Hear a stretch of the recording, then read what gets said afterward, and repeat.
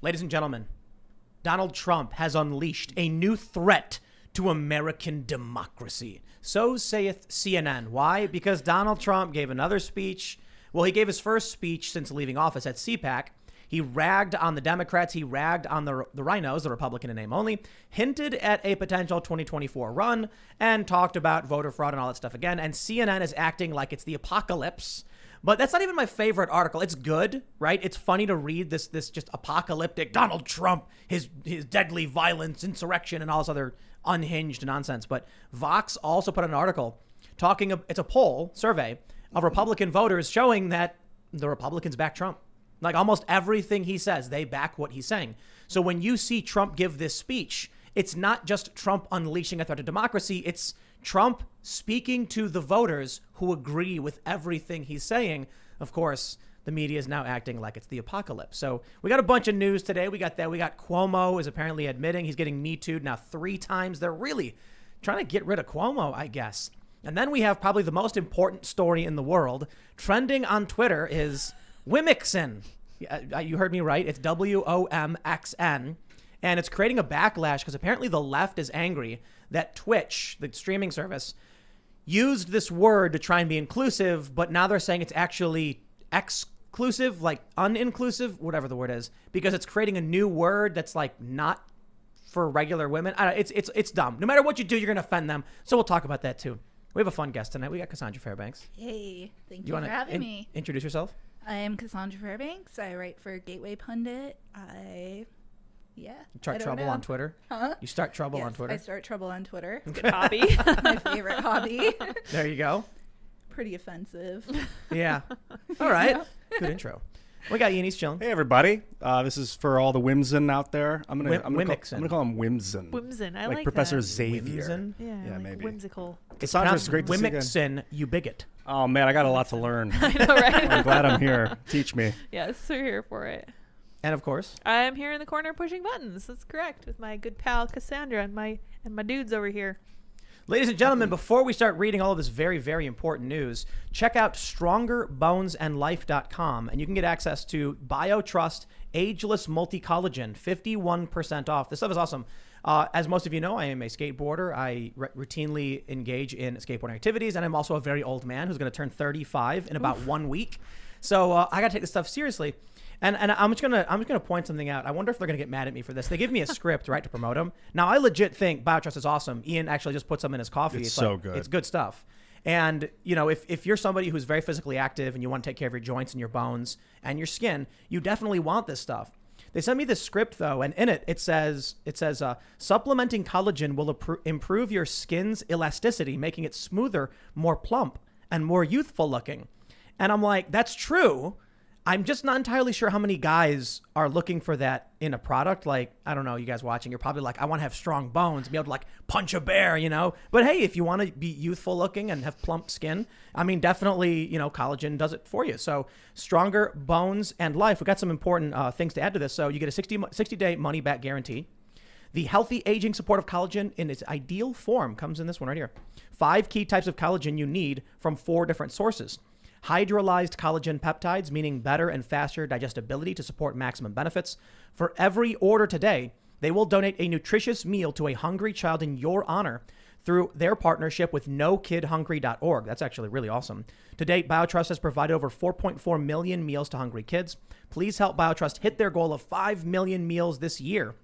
It is non-GMO and free of artificial flavors, preservatives, sweeteners, free of gluten, antibiotics, and RBGH and RBST. No odor or taste, unlike bone broth and other collagen supplements. There is no clumping, unlike other collagen supplements. Free shipping on every order. Free VIP live health and fitness coaching from BioTrust's team of expert nutrition and health coaches for life with every order. That seems like way too good of a deal, to be completely honest.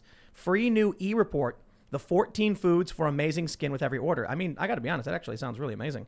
So look, I mean it. I skate all the time, and my elbow's all messed up. I got swellbo. That's what it's called. You got a swellbo. That was so funny when you said that. Swellbo. It's when you hit your elbow and then it swells up. Oh. So I legit, I put this in my smoothies, and it's really good. It's like, makes it strangely like thick and delicious. So again, go to strongerbonesandlife.com, 51% off. And serious thank you to BioTrust for sponsoring the show. Let's and don't forget, go to timcast.com, become a member. We'll have some more exclusive members only posts there, and we greatly appreciate it. But let's read this first story from CNN. Trump unleashes new threat to American democracy. I think this should actually be titled something like CNN has Trump derangement syndrome and they are unhinged. Trump basically just said the things he always says. I got to be honest. The headline should actually be, "We're lying to scare people. The president said the same thing he said last month." I mean, look, he gave a speech. I guess, Cassandra, you liked it. I loved it. I thought it was fun. But wasn't it like he was just like bringing back a lot of the same talking points? Like it sounded like usual campaign Trump. Right. And I personally love that, but it wasn't anything outrageous. It wasn't different. It wasn't anything he hasn't said before. Let me read some of this. Donald Trump has no remorse about the deadly violence he incited with his lies about a stolen election and his uprising against the U.S. Congress. Wow. Definitively, Donald Trump did this, and it's okay. This much was clear when the ex-president put the Republican Party on notice Sunday that he intends to use his hold on its grassroots to try and suppress the vote heading into the presidential election in 2024. What does that mean? In which he hinted he might run. How is he suppressing the vote? If he doesn't run, no one's going to vote for the Republicans. I mean, there will be some people voting Republican, but this is just absolutely hilarious. They go on to mention that he rags on the Supreme Court, and they say, last seen leaving Washington in disgrace. The ex-president's self-regarding wander through old political fights emphasized his obsession with revenge. At a time when the attention on the majority of the nation, not in his camp, is concentrating on more immediate concerns. The distribution of a third COVID vaccine. Yeah. Okay, we get it. It's just the most bombastic language you could possibly imagine. I just want to point out one thing. They're saying that most people are focusing on the vaccine. The White House had a press conference at the exact same time as Trump's speech about a new vaccine, and literally nobody watched it. Why would you? Nobody watched it. Everybody was watching Trump's speech. Like they're so like detached from reality. Even people who hate Trump are addicted to him. Yeah. And so all eyes were on that. Someone pointed out there was like a meme going around of like the White House press briefing or whatever on COVID or something. Mm-hmm. I don't even know what it was because I didn't know what was happening. And it didn't even break 1 million views. And then Trump's speech had like 300,000, like 3.5 million views. Yeah, in like an hour. Trump had 1 million people watching at one time. Whoa. It was like 900,000 people were watching him give his speech. Some ridiculous number. Yeah. Dude. So check this out. Let me pull up the unhinged. I'm just going to read the headline. Vox.com writes, "The Republican revolt against democracy explained in 13 charts. The Trump years revealed a dark truth. The Republican Party is no longer committed to democracy. These charts tell the story." When we get media like CNN saying this crazy stuff, there's no effort at all to try and like calm people down. Calm down. He's just speaking at a Republican convention. He's just smack talking. It's political rhetoric. Just chill out. No, they're like, this is the end. He is unleashing a new threat, and Republicans have abandoned democracy. Like, do they want fighting and violence? Yes. It's good for ratings. Great. So, yeah. Their clicks have to be way down right now. There's seriously. no boogeyman. CNN's ratings went down 40% the week after Joe Biden came in office. Wow. Jeez. Yeah. So they're bleeding money. I guess Jim Acosta got replaced. Jeff Zucker is planning on leaving. Like CNN's. So yeah, they're definitely like, what do we do? All I keep thinking is this is the kind of stuff that I would like to see written about a president that authorized the bombing of Syria and blaming an Iraqi militia that may or may not have, was it Iranian militia? Yeah. Like the New York Times was like Iranian-backed militias, and then in the article, we don't know if that's true. Actually, you want to talk about a threat to democracy? Like that should be what the focus of this vitriol is, but instead it's Trump's. It's bombing with diversity, though. Yeah. Well, so then you can go to sleep. It's like all these Democrats tweeting like, "Isn't it great having military action under Biden? We can all rest easy." Why? What's the difference? A bombing's a bombing. This is what turned me off of the left originally. I was protesting more under Bush. I was a leftist until 6 years ago. I protested like crazy during Bush. And then under Obama, everybody disappeared except for like a few Code Pink people and stuff. Everybody was like went back to sleep, didn't care. And I was watching and he was droning everyone. And I was like, hey guys, are we still anti-war? What's going on? You're not a racist, are you? You wouldn't Apparently criticize Obama. Yeah. I don't want to bomb little brown kids in foreign nations. There you So, go. like, I'm a monster. No, see, that's colorism because Obama is actually more brown. It's not racist when he bombs them because they have color, like they have white privilege. That makes sense. Colorism is a thing they've started Yeah, talking about. tracking. What is it? Oh, gosh. Like the lighter your skin, apparently you get like certain privileges, I guess. So it's like, I guess the idea was that when they started talking about white privilege, the problem was that Asians typically have like higher incomes and yeah. education. So they're like, well, I mean, if you're closer to white, then you have privilege too. So that explains it. It doesn't, Sure, but you know. sure. Well, Yeah. let me pull up these charts because this is crazy stuff. Look at it. So Vox.com first.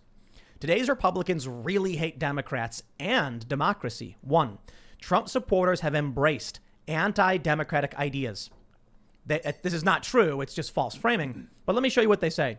MAGA supporters who support Trump's election fraud claims, nearly 100% of Trump supporters support his claims on fraud.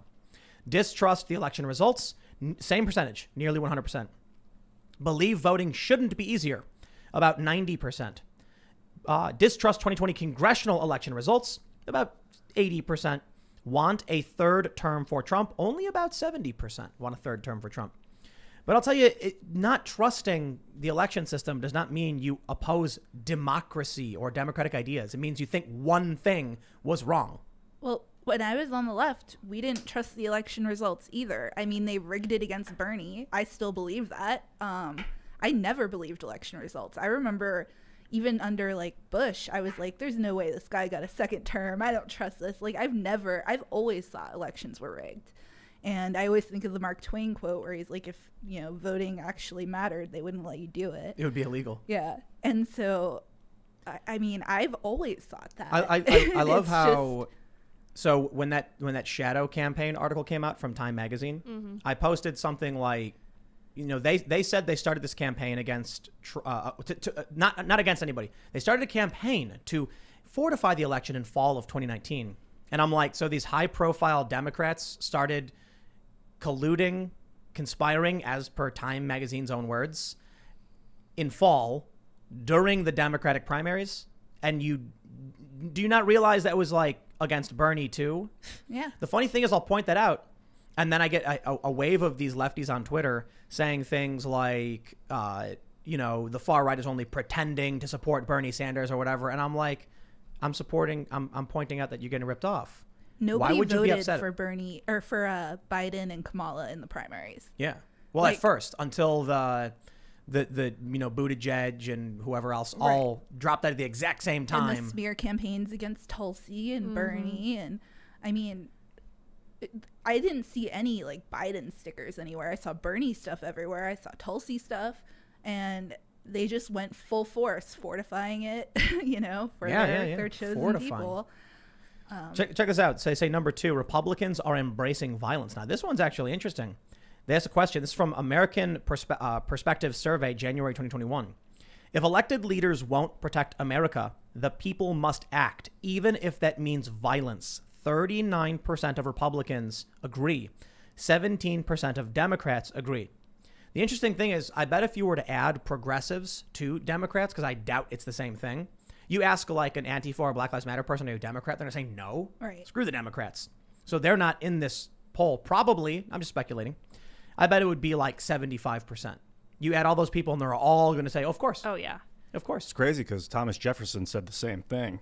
I don't necessarily agree with it. I don't think we need to take it there, but what was it? The blood of patriots. The tree of liberty Yeah, must be yeah. refreshed with the blood of patriots. Brutal letter. It's a Yeah, lot longer than that, but he has wild. this like one line at the bottom where he says, what does he say? From time to time, the tree of liberty must be, what does he say? Watered. The blood yeah. of Blood of patriots and tyrants. It is its natural manure. Jeez. Yeah. Dude was But was- how he did was a they word realist. that he was question? Antifa. They said I that. just triggered a whole lot of people. Oh, that I gosh. was I'm actually offended.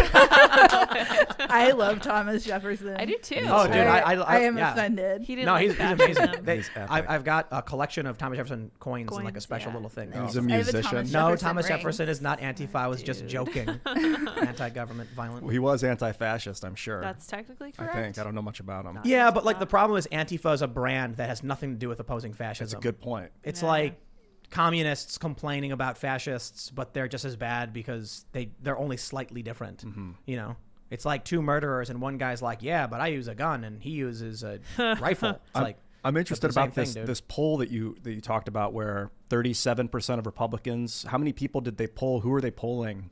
What They didn't say. The question was, America must be protected even with violence. Is that what they said? If elected leaders won't protect America, the people must act, even if that means violence.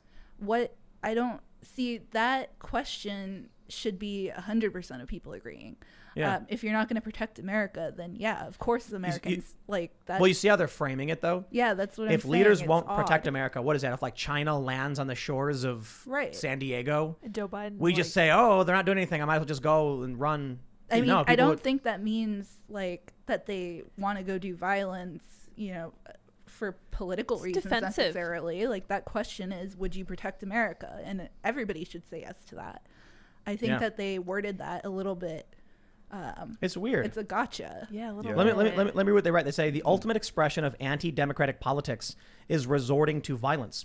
More than twice as many Republicans as Democrats, nearly 2 in 5 Republicans, said in a January poll that force could be justified against their opponents. So I guess it's against their opponents. It would be easy to dismiss this kind of finding as meaningless were it not for the January 6th attack on Capitol Hill. I'm sorry, these people are so duplicitous. We had a year of riots from Antifa. We had 19 dead people plus peripheral, I think it's another 12 or 13 in the periphery that were killed during these riots and stuff like that. We had in the Chaz, the armed guards unloading for 10 minutes, hundreds of rounds into an SUV, killing 2 teenagers.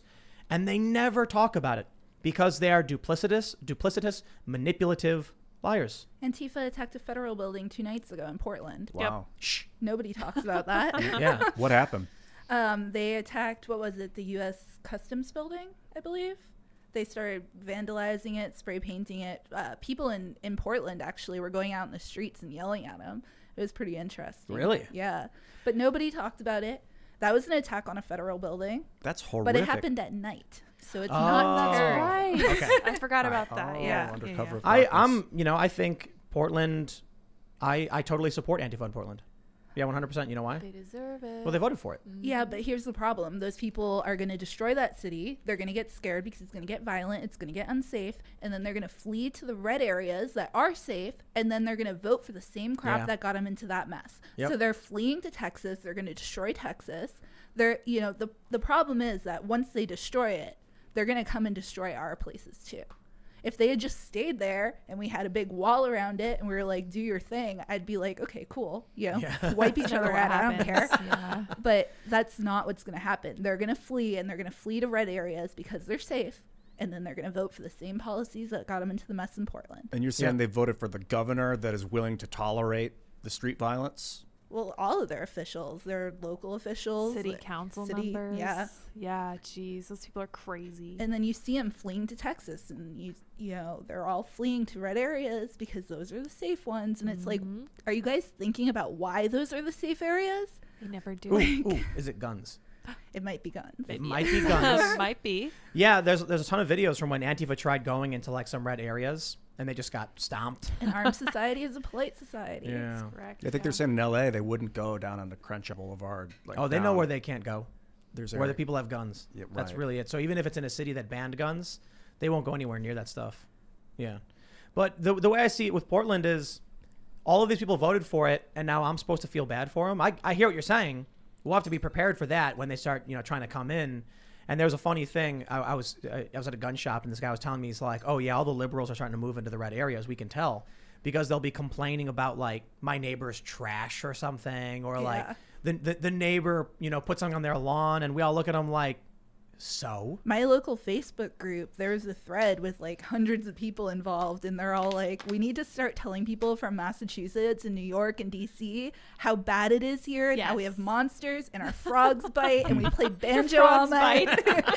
Yeah. It was really funny, and everybody was just like, we normally would want people to move here. We want to be inclusive. We're nice people, but they're gonna ruin our community. Yeah, So glad they're let's keep figuring them out. out. What if you couldn't vote in an area that you moved to for like 3 years or something? I say this all the time on Twitter, and people attack me and say that I'm anti-democracy.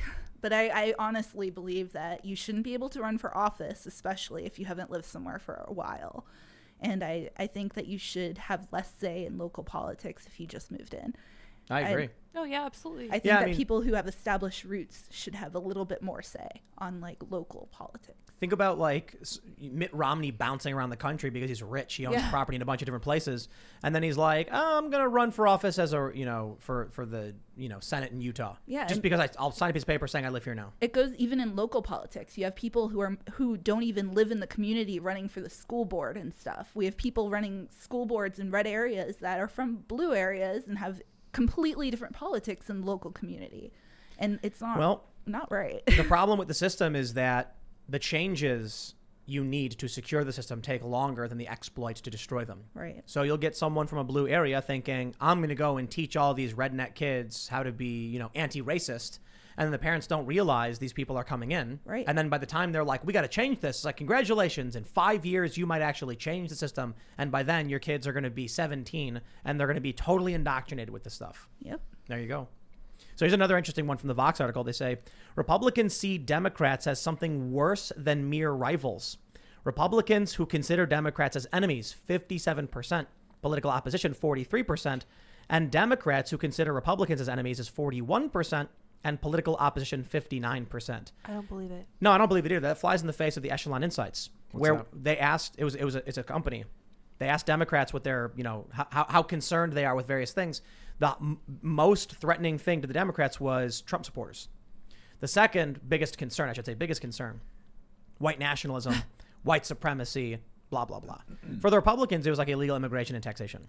Mm-hmm. So for them to come out with this poll, I question the way they're phrasing, these questions. Like the other one about protecting America. Would you protect America with violence? I'm surprised every Republican didn't say, of course. Yeah, I'm surprised Democrats didn't say yes too. Yeah, You should protect your. I'm not- You have to protect your home, I'm not surprised. and they're not saying like protect yeah. it from other Americans. The question's just, would you protect your home? Of course, you would protect your home.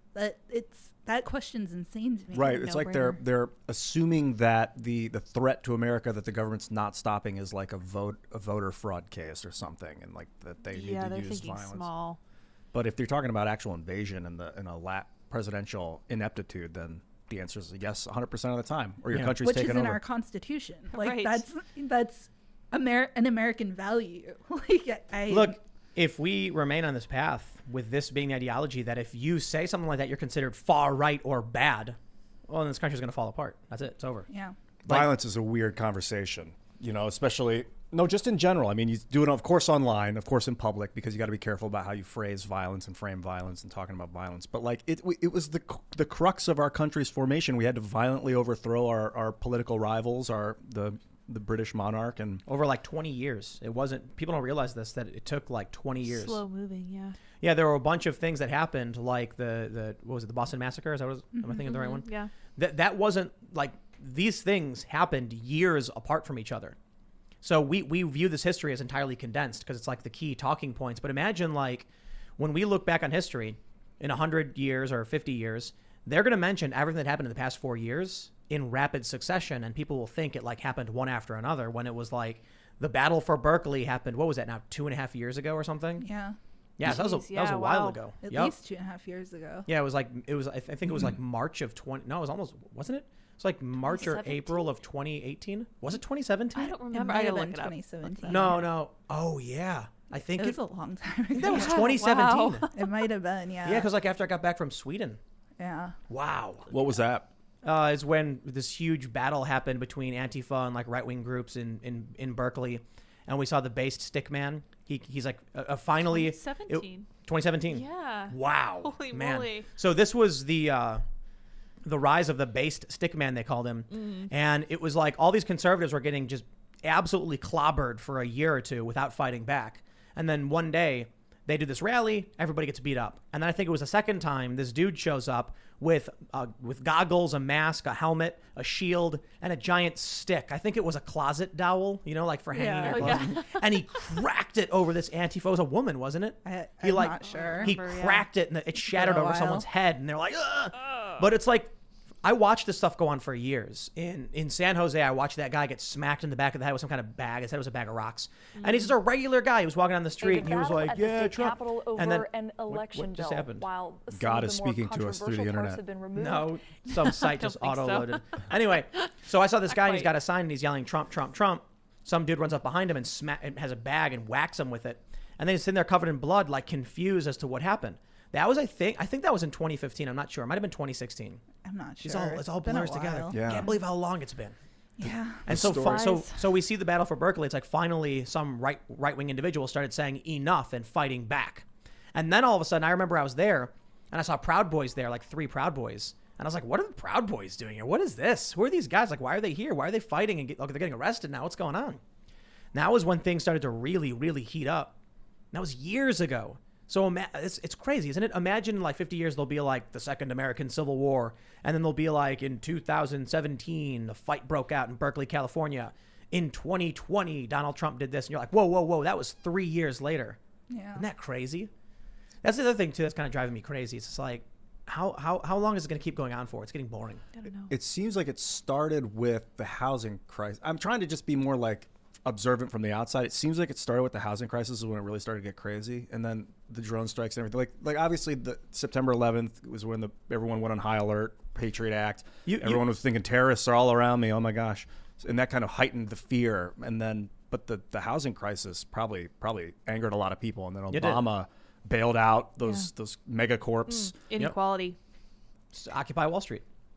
And then at Occupy Wall Street, you had this bipartisan rage at the system. And then all of a sudden the leftists came in with critical race theory and woke activism. And then it just made the conservatives leave. And then honestly, you also had people like Hannity fanning the flames. Like his whole thing was ragging on the left. This was the most annoying thing to me about Occupy Wall Street, was that I knew a dude who went on Hannity's show, and Hannity started just criticizing and ripping him, going after him. And he just argued back and they fought. And I'm like, why would you do that? Why wouldn't you be like, Sean, you are correct. The people who are doing awful things down there are bad. What do? We don't want them here. This is a bad thing for us. We want to fight against the big banks that are ripping people off and the bailouts and all that system. What would you advise us on? Instead, it was adversarial, like you're our enemy and we don't like you because you're Fox News.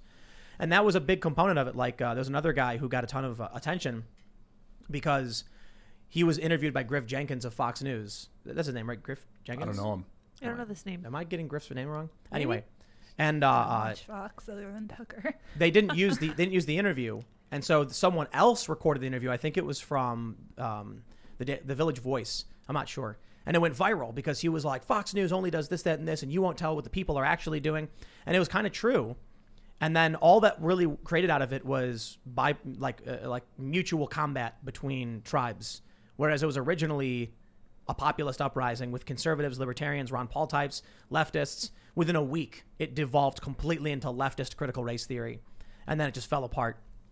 That was kind of the cool thing about Game Stonks is it was the right and the left and nobody was talking about politics, and it was a nice moment. Everybody's like, let's just screw over these hedge funds. Yeah, I could totally see that, and I could see the reflection of Occupy Wall Street in that, because people were like together, like they really want to stick it to the man. Like, That's if all they Occupy wanted. had done this, it would have been way better. But it's hard to keep together. Have you been following that story? Like, does it look like that's going to continue? Well, GameStop stock has gone way up again. I think it was at like 113 again yesterday. It's at 120 right now. Yeah. So I had held on to my diamond hands. Heck yeah. And I was like way down, and then I noticed it was going back up the other day, and I was like, yes, all right. Yeah, I saw you talking about it being down. Yeah. 120. That's great. Yeah. So they're still fighting. I mean. But I mean, so for those who aren't familiar with the story, it's like the hedge funds were shorting GameStop. Everybody bought in to basically strip a ton of money from these hedge funds who would be forced to buy ridiculous amounts. But are they still? Like, it's been like a month now, isn't it? I mean, I haven't really been following it still, but I do have GameStop stock, so I've been following it a little bit. The guy who originally had bought into the GameStop stocks, which I can't say if my life depended on it. I just call it GameStonks because it's easier now. That's awesome. But the guy who had originally bought in, I guess he bought more like a week ago. Yeah, he doubled his position. Yeah, the deep effing value or the kitty guy or whatever. Roaring kitty. Yeah, and so other people, I guess, started buying in, and it went back up. It went up to like 150 at one point, and then Jeez. I think the peak. Well, hold on. This is today. To date was 130. yeah, Wow. Dang. If we're gonna seize control, it's gonna be through the economy, not through the politics. yeah. Not I've that been like- buying all That's it. kinds of stock now. I had never bought stock, never paid attention to the stock market, and then I was like, I support this. I am jumping in. I'm buying some GameStonks. And so now all of a sudden I own like a million different kinds and I'm all into it. It's great. What do you use to get your stock? well, I was using Robinhood, but then they kept limiting. And so right now I'm using a few different apps, but I admittedly still have Robinhood because it's easy, but I don't recommend them. I am not a fan. But yeah, I've been what buying is like this? Six Flags and Disney. Oh, I'm how like, fun. Yeah. AMC. Yeah. The 52-week high is 483 for GameStop. Wow. Whoa. Someone bought in when it was at $18 in January, and then they sold out when it hit 400. Yeah. Millionaires overnight. I think the economy is going to collapse, to be completely honest, because right now you have a meme economy. We don't have a communist command economy. We don't have a socialist economy. It's barely a mixed economy at this point because of the memeism. It's not laissez-faire capitalism. I guess technically, I guess you can call it that. It's a meme economy where people make money from getting attention on Twitter. They post something really dumb. They make something out of context. They'll insult somebody, try and get that meme to go viral, and then attach to it, PayPal me. But then you have Dogecoin, literally. Just people throwing money into a meme. Some people buy it, they sell, they made a ton of money.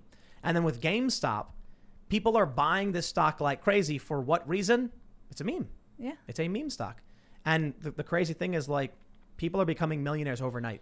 It was at like $40. It fell down from, 400 or whatever.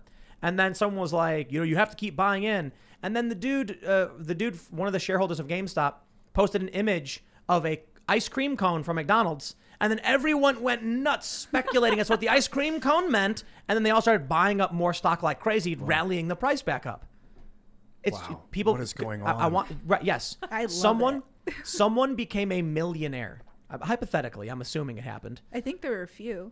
But I mean, like, imagine this. You're sitting there with like your eyes half closed, just glazed over, and you're like, just put in a couple $100,000 into GameStop and then enter. And then all of a sudden you hear a ding and you look and there's an ice cream cone on the screen. You go, oh, and then you look at your account. It's like $1 million. Like, all because some guy posted an ice cream cone. Crazy. The Elon Musk Dogecoin meme where he was holding up, what was it, Kanye, who was holding up someone else? Gene Simmons, yeah, something like that. So I can't imagine an economy can function that way. Like, if you think about how the economy actually works with, like, we talked about this before. I can't remember who we had on the show. We were talking about this. I mentioned, how does banking work? Like, when you spend money from one bank to another, they don't physically give money to anybody. And then someone commented, it's just a ledger. Like, literally, they just write down, he had 500, now he has 0, and the other guy says 0 and then 500, and that's just it. Literally, they type in a number in a computer, press enter, and then the money's there. So you think about how absurd that is. They can easily just type into a keyboard, type on a keyboard, press enter, and then boom, make trillions of dollars. That's bad enough, the Federal Reserve and all that stuff. Add in all the money they're printing over COVID. Add in the petrodollar and just the general market instability with conflict, let alone the COVID crisis. And then add in, the system is supposed to be, if you do work that provides value to the system, you get value back to buy things and, do stuff. Now people just get money from nonsense. Yeah. Like I mentioned, I think the craziest thing is that people go on Twitter and they'll say, like, Ian is super lame, enter. And then they'll wait for some retweets and then add to it. Dude, if you really like me ragging on Ian, then PayPal me and I'll make fun of him more. And there are literally accounts dedicated just making fun of people. So stupid. Imagine getting rich from that. I guess entertainment's interesting with mass media the ability to like make a video and then it go viral and you can make $1 million in ad revenue is relatively new. I mean, back in the day, 600 years ago, if you were a musician, you'd basically work for your dinner. You know, you'd travel around and hopefully someone would pay you to stay at their inn for the night, and that was your life. But then mass media allowed you to become rich as an entertainer. Replicating that music and then selling one record 1 million times. Now all of a sudden, instead of performing one time, you perform 1 million times at once and you're rich. Yeah, and that's what this tweet PayPal stuff is too. You know, 1 million people see that one tweet. I just figured it out. I'm going to start an organization that issues golden Twitter birds. Or like gold, platinum, and what is it? Silver? Silver? Yeah. There's no silver records, are there? Silver, gold, and Palladium? No, like you know, you get like a gold record or a platinum, Diamonds? double platinum Twitter. Yeah. So when your tweet goes extra viral, and then you'll get a little platinum bird, and everyone can know that's what you're famous for. Could you imagine? The future is depressing. Well, in addition to all the things you're saying about the people being able just to type ledgers, you know, the petrodollar, the inflation, the M1 money supply, there's crypto, which is now also completely disrupting the global monetary system. And I mean, I don't know. Are you deep in crypto right now? Not really. I have some Bitcoin. I have some Doge, but I'm not super. Some Doge. Yeah. I'm starting to get a scary feeling that the people in control, if there's any such thing, are just going to crash the whole thing and then become super rich on the crypto that they bought. I mean, that's kind of how it's always gone to an extent. But I wonder if, you know, when it comes to crypto trading, you've got people who are making money day trading cryptocurrencies because they're not stable, becoming rich off of just like it's kind of busted. Yeah, you know? And then they'll build an AI that does it for them. Yeah, they do. They already have that. There have been programs for a long time where you can just, this is crazy. There was a program, I can't remember what it was, but you'd tell it, make me money. And then it would be like, okay. And it just like would start trading crypto. It was something having to do, we talked about this before, where like some crypto was worth 1 Satoshi, the lowest position of the lowest decimal point for a Bitcoin. So it could literally only double in value. It was worth 1. It could be worth 2. That's it. It doesn't get any smaller than that. So you buy 1,000, and then as soon as it hits 2, you sell them all, and you doubled your money. And so there's programs that would just find out of the hundreds of garbage coins and just buy all of the ones that are sitting at 1, and then as soon as they jumped, it would sell, boom, and then it would wait for it to go back down and then buy again. It's just somebody's losing money on that. Did you? What? Maybe. I don't know. Somebody's buying in at 2 and then it's going. Yeah. But then maybe they sell at 3. Did you know how much money these women make on OnlyFans? No, how much? There was one woman who posted over $100,000 per month. Jeez. Yeah, OnlyFans. And so it was like, there's a thread, I tweeted about it. One woman said something like, why would you use OnlyFans? Like when I'm there at the club, the dude hands me the money and then I've got it right there. I'm not going to pay a fee to some app. And then some woman posted after like something like this monthly income and y'all thinking I'm going back to the club. And it showed the breakdown of all the revenue, and it was like $108,000 in 1 month, and she paid like a $20,000 premium to OnlyFans. So now Twitter's announcing they're going to do super subscribers. Oh, how's that work? You pay. OnlyFans. I'm going to put right? all my offensive tweets behind a That's paywall smart. I do so like the liberal that. journalists who getting come after subscriptions. me Yeah, have that's to right. They gotta pay pay. me. Dude, Yes. definitely. I'm gonna put most of my stuff behind the paywall because I don't want the trolls. Mm-hmm. But then, when I say things that piss people off, it's like, well, you got to pay to get pissed off. Yeah. It's going to be really interesting how the super. It might actually fix Twitter. It might, because now these people, what they like to do is they like to go to my or Cassandra's Twitter feed or just any other high profile person, screen grab it, and then instead of quote tweeting it, screen grab it so they can rag on you and generate hate. And then what they'll do is they'll take like a screenshot of a tweet from Cassandra. Then they'll tweet, imagine being this dumb. What a far right loony. And then all of these leftists will be like, haha, so dumb, so dumb. And then the original person will add, don't forget to PayPal me or subscribe to my Patreon and try and monetize it. Yeah. Fringe. Well, there's 2 possibilities. Or not necessarily 2 possibilities, but there's 2 things that are going to happen. People like that are not necessarily, but may paywall that content. Because you'll want to see what crazy Cassandra said. They'll be like, can you believe she said this? And then it says pay $5 to see this image. And it's Cassandra's tweet. Yeah. Isn't that crazy? Yep. Yeah. So maybe, though, if Cassandra puts the tweets behind a paywall, they're not going to get it because they're not going to pay for it. So if That works the too. troll won't pay the $5 for the post, they don't got a post to share. It's a real troll toll. A troll toll. I love it. I'm into it. I like it, yeah. If you want to get into this boy's soul, you got to pay the troll toll. Do you guys know that reference? No. What is that? It's from It's Always Sunny. They were doing the play Oh yeah, that yeah, yeah. Charlie wrote. Oh my and gosh. the demon, Danny DeVito, was supposed to say boy's soul, but he kept saying boy's hole. Boy's hole. Oh, If you no. want to get into this boy's hole, you got to pay the troll toll. And he's like, no, what? Boy's soul. That's what I said. Oh, I gotta watch this show again. That's a really old episode. Amazing. Really old episode. Love it. Let's talk about the latest social justice outrage, Oh though. my gosh. My friends, I give you the Wimixon controversy, one of the greatest scandals of this or any generation. And I imagine many of you are just going to turn the podcast off. You're like, this is stupid. I don't care. No, hold on. Don't leave just yet. Twitch, which is a streaming service many of you are probably familiar with. It's owned by Amazon. It is ultra woke, right? So we had, do you know who Destiny is, Cassandra? Vaguely. He's like a leftist streamer. He streamed on Twitch. He was a partner. And he said Kyle Rittenhouse was clearly self-defense. And he's a leftist. Right. And we had him on the show and he was like, it is the clearest case of self-defense. He's being chased, you know? And then someone shoots. They kicked him off the partner program for saying it. Wow. That's how lefty Twitch is. Yeah. So Twitch puts out this tweet. March is Wimixon's History Month. I'm not kidding. WOMXN, Wimixon. Join us in celebrating and supporting all the Wimixon creating their own worlds, building their communities, and leading the way on Twitch. And then the word Wimixon started trending. And I was actually surprised to find it was actually the woke left that was upset over this. And there's a weird unity forming between like the anti-woke and the woke on this issue. I got to show you this tweet from Count Dankula. He says, imagine being trans and fighting your whole life to be considered a full woman, and they instead change it to Wimixon to point out that you are still trans, LMAO. That's a good point. He then said, leftists, stop retweeting this calling me based or calling it a redemption arc when it's an opinion I've held for years. Dankula then says, stop acting like I like trans people. I only like trans people when I'm horny. Dankula is clearly joking. I want to stress.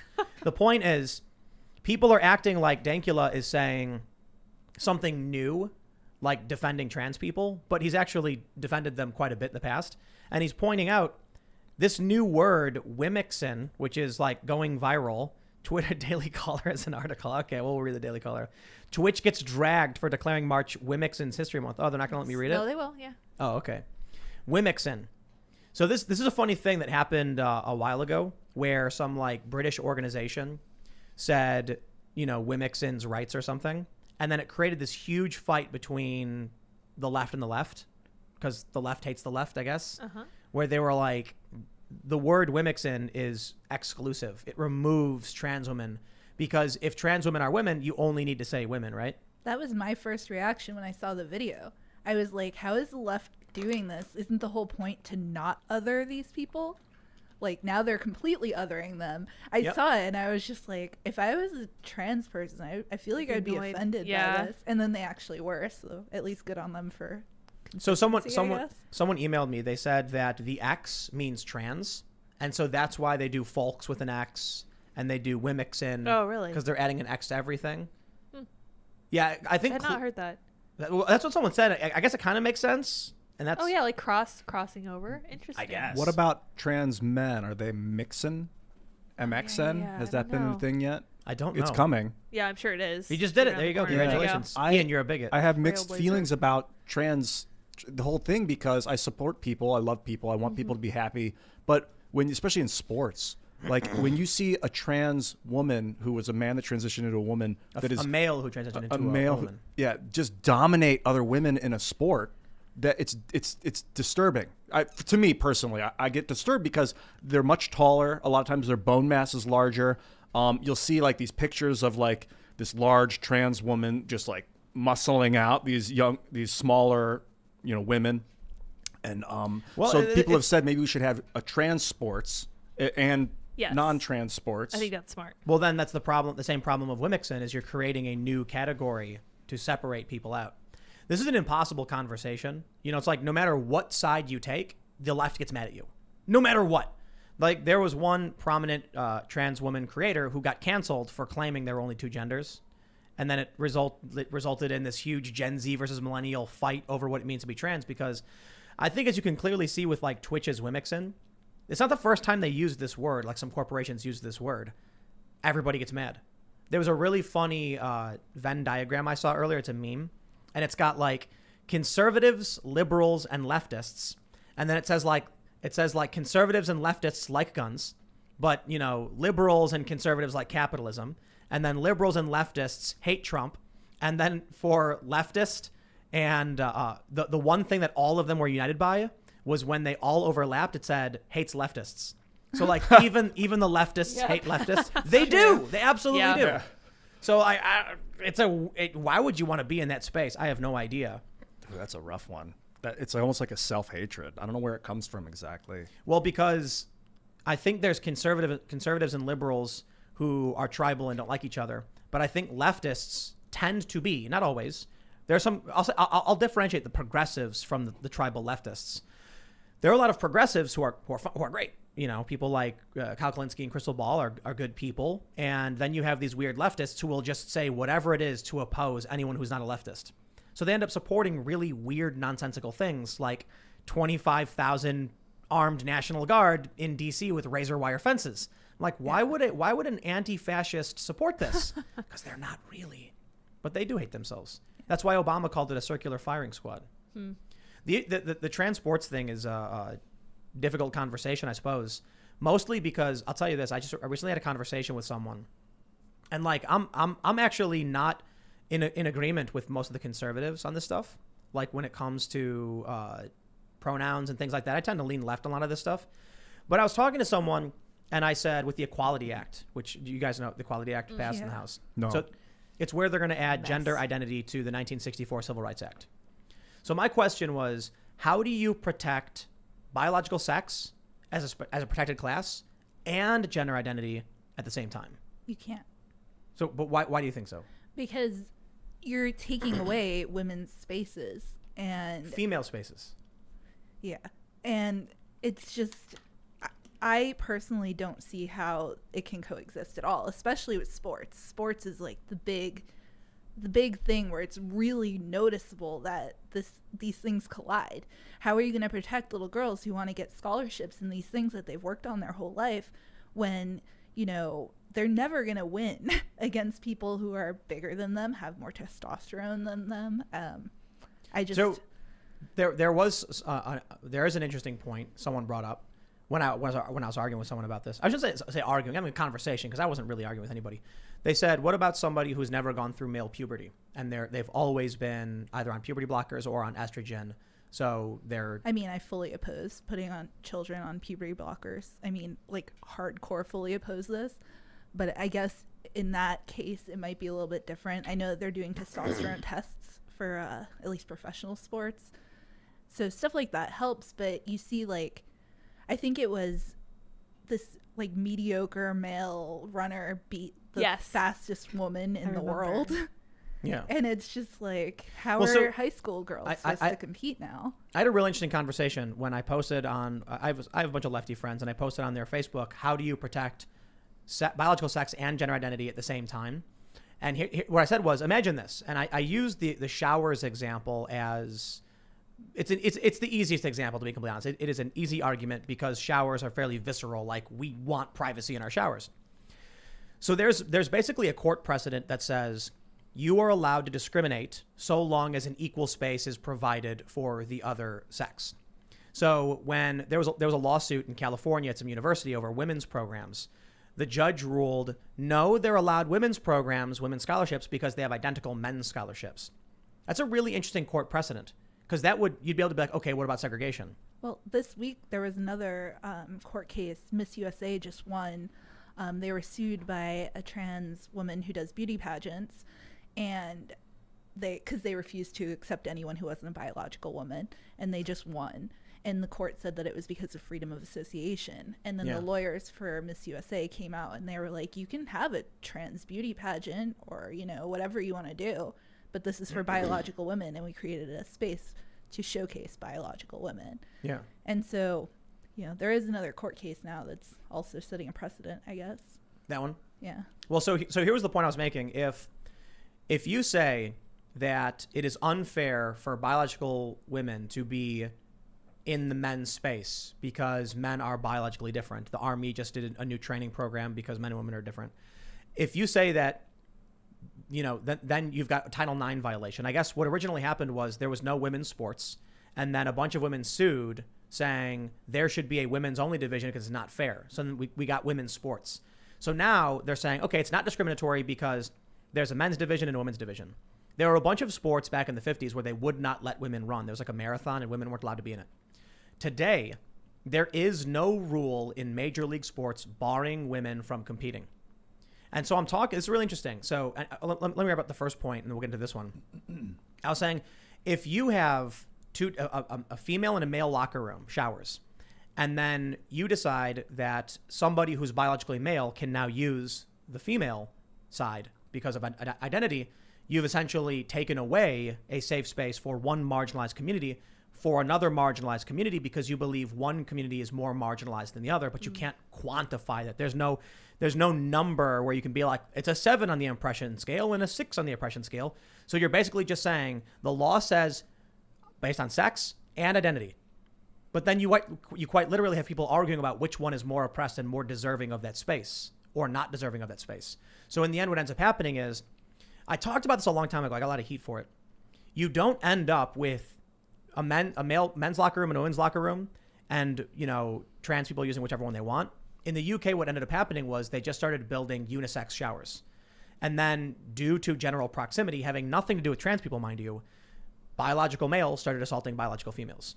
It wasn't like they just started doing it. It was because proximity breeds opportunity, I suppose. And there was a study that came out. It was I think it was in the Telegraph or I think it was the Sunday Times. I'm not sure. British paper saying they saw a huge spike in males assaulting females because now these showers and changing rooms were in the same place and skeezy, awful dudes had an opportunity now to do it. And so they did. So the question then is, how do you protect both at the same time if they're both in it in the Civil Rights Act? I don't know. Some people have pointed out that we'll just have a functioning society where people know what the social rules are. Like we don't violate social norms, so people will just get along. But a really funny thing happened. I pointed out that showers are an easy example. But what about the WNBA, right? If you can't discriminate on the basis of sex or identity, couldn't someone go to the WNBA and say, I should be allowed as a biological male to compete in this? And then the response was, how come you already can't discriminate on the basis of sex? So how come no one has done that? That's a good point. No guy has actually, apparently, maybe this is wrong, tried to get in. There was a guy who sued Hooters because they wouldn't hire him, and then a court ruled, give him the job. And then he was like, no, I don't want the job. Your bluff. Something interesting happened. I pointed out that major league sports don't actually discriminate on the basis of sex. NBA, NFL, MLB, women are allowed to play. They never have. There's no rule. There's no rule. And so I was told repeatedly by these lefties, that's not true. They won't allow women to play. And I said, that's incorrect. And I sent them an article from ESPN about women trying out for the NFL to be kickers. And they had numerous quotes from high profile coaches and scouts saying women just don't make the cut. And so the response I got from the leftists was, I don't understand. How is that possible? Maybe a social stigma is making the women not play as well. Well, has a woman ever won something like the Boston Marathon? Because that's not maybe gender segregated. Probably for women's. Yeah, I don't think that anyone. I can't think of a woman though who's won the entire who's actually been first through the finish line. Yeah, I don't think so. Men are like 4 minutes and 30 seconds. I think just blow women out of the water relative. No, it's like time 45 minutes or something. Well, so no. I'm talking about a mile, yeah. I want to stress this point. The person arguing with me said, when I told them women are not barred from major league sports, he's like, then why aren't they on the teams? And then I very simply said, well, exposure to prenatal testosterone results in more fast twitch muscles, which mean men have the ability to use burst energy, like jump higher, sprint faster, and burn off the energy much more quickly. They tend to have denser bones, double the collagen. They tend to be taller. These are all tendencies, not absolutes. And then he said, the response was, could there be a social stigma preventing the women from actually scoring better? And I was like, that's what they think? There could be that. No, that they maybe if a woman goes in the locker room and gets raped, like that could be a disturbing thing because they only have one locker room. They don't have. Dude, but so I could see that seriously. women maybe wouldn't want to put themselves in that position. But they're also taking the most extreme freaks of nature to play in the sport, and those tend to be men, if not always. You know, the strongest of the strong of the humans are male. I don't know if that's always true. It's the highest top 0.01% of people who are playing in any of these sports. And they're like always male. I mean, for the most part, aren't they? So the point I'm bringing up is this leftist genuinely believes that if you took the average biological female and biological male, there is nothing stopping them from competing equally. And that's, to me, it shows how culty it's become. Like, absolutely, we should have laws protecting marginalized groups and all that stuff. We should have equal access to civil rights. People should be respected and allowed to live freely. But come on. If you're talking about averages, yeah, I could see that. But It's we're just- talking about extremes. For professional sports, you want the extremes of human nature. Right. The point is, this person genuinely believed the average male and female would compete on equal footing in physical activities. Do you know why that is? Why I think is I it? know why it is, Blank and I don't slate think. theory? Yes, exactly. It is the blank slate theory. It's something that Jean-Jacques Rousseau talked about, and he talked about how humans start out being basically completely equal and are completely shaped by the culture they grow up in. We know this is not true. Like, we can literally look at the physical differences between males and females. You can look at the pelvis size and shape, and the angle of the female pelvis is completely different. Like, there's no comparison. I don't know. We have two women and two men in here. Oh yeah. And they're completely identical in every way. You got to play some badminton. Completely Exactly identical. the I mean, same. look, I can see it. you both have long hair. I think Cassandra that's can true. kick further than me. I'm pretty sure you'd both beat me at arm wrestling. Yeah, for so- sure. I'd be toast. Who's taller? Yeah. Who's taller? Yeah. I think we're all about the same height. Who's faster? I don't know. Tim. I don't know. Maybe. Yeah, It's just. Well, we're I'm not not very freaks. fast. We're not athletic freaks Yeah, we're just either. like Did you normal guys hear people. hear what happened to Brett Weinstein on Clubhouse? No, whatever. Yeah. You heard about some activist came in, and Brett Weinstein is an evolutionary biologist, right? And they were like, "You mean eugenicist?" And he was like, "Wait, what? No, we know what it means. You're a eugenicist. Evolution is like, they don't believe in evolution He now." was like, I'm Jewish. I'm not sure if I'm white or not. It's kind of a weird issue. And they were like, you're a spicy white. What? Are you serious? Oh, she got a quote. I died. I was laughing so They hard. called him spicy white. Yeah. See white. You're just a spicy white. then. What the? Dude, I I'm laughed amazed by so this. hard. check this out. This is the creepiest thing ever. Oh gosh, yeah. So, mentioning them calling Brett Weinstein, they actually called him spicy white. Yeah, it was that a is. spicy I white. want to hear it. Jeez. I was laughing. Were you That was in the hard. clubhouse? No, I saw a clip of it on Twitter, and I started So listening to great. it. And I was They like, called Brett Weinstein this? yeah. Jeez. Because he was explaining that, like, he's not sure if he's technically white or He's not because Jewish. Jewish people were oppressed by Europeans, and he's going on and on. And she goes, "You're just a spicy white." It I think these tickled me. people, It's hilarious. I think they're anti-Semites. Yep.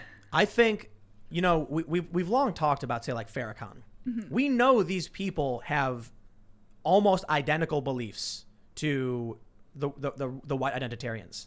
Yep. Many of them are fascistic. Many of them believe in racial segregation.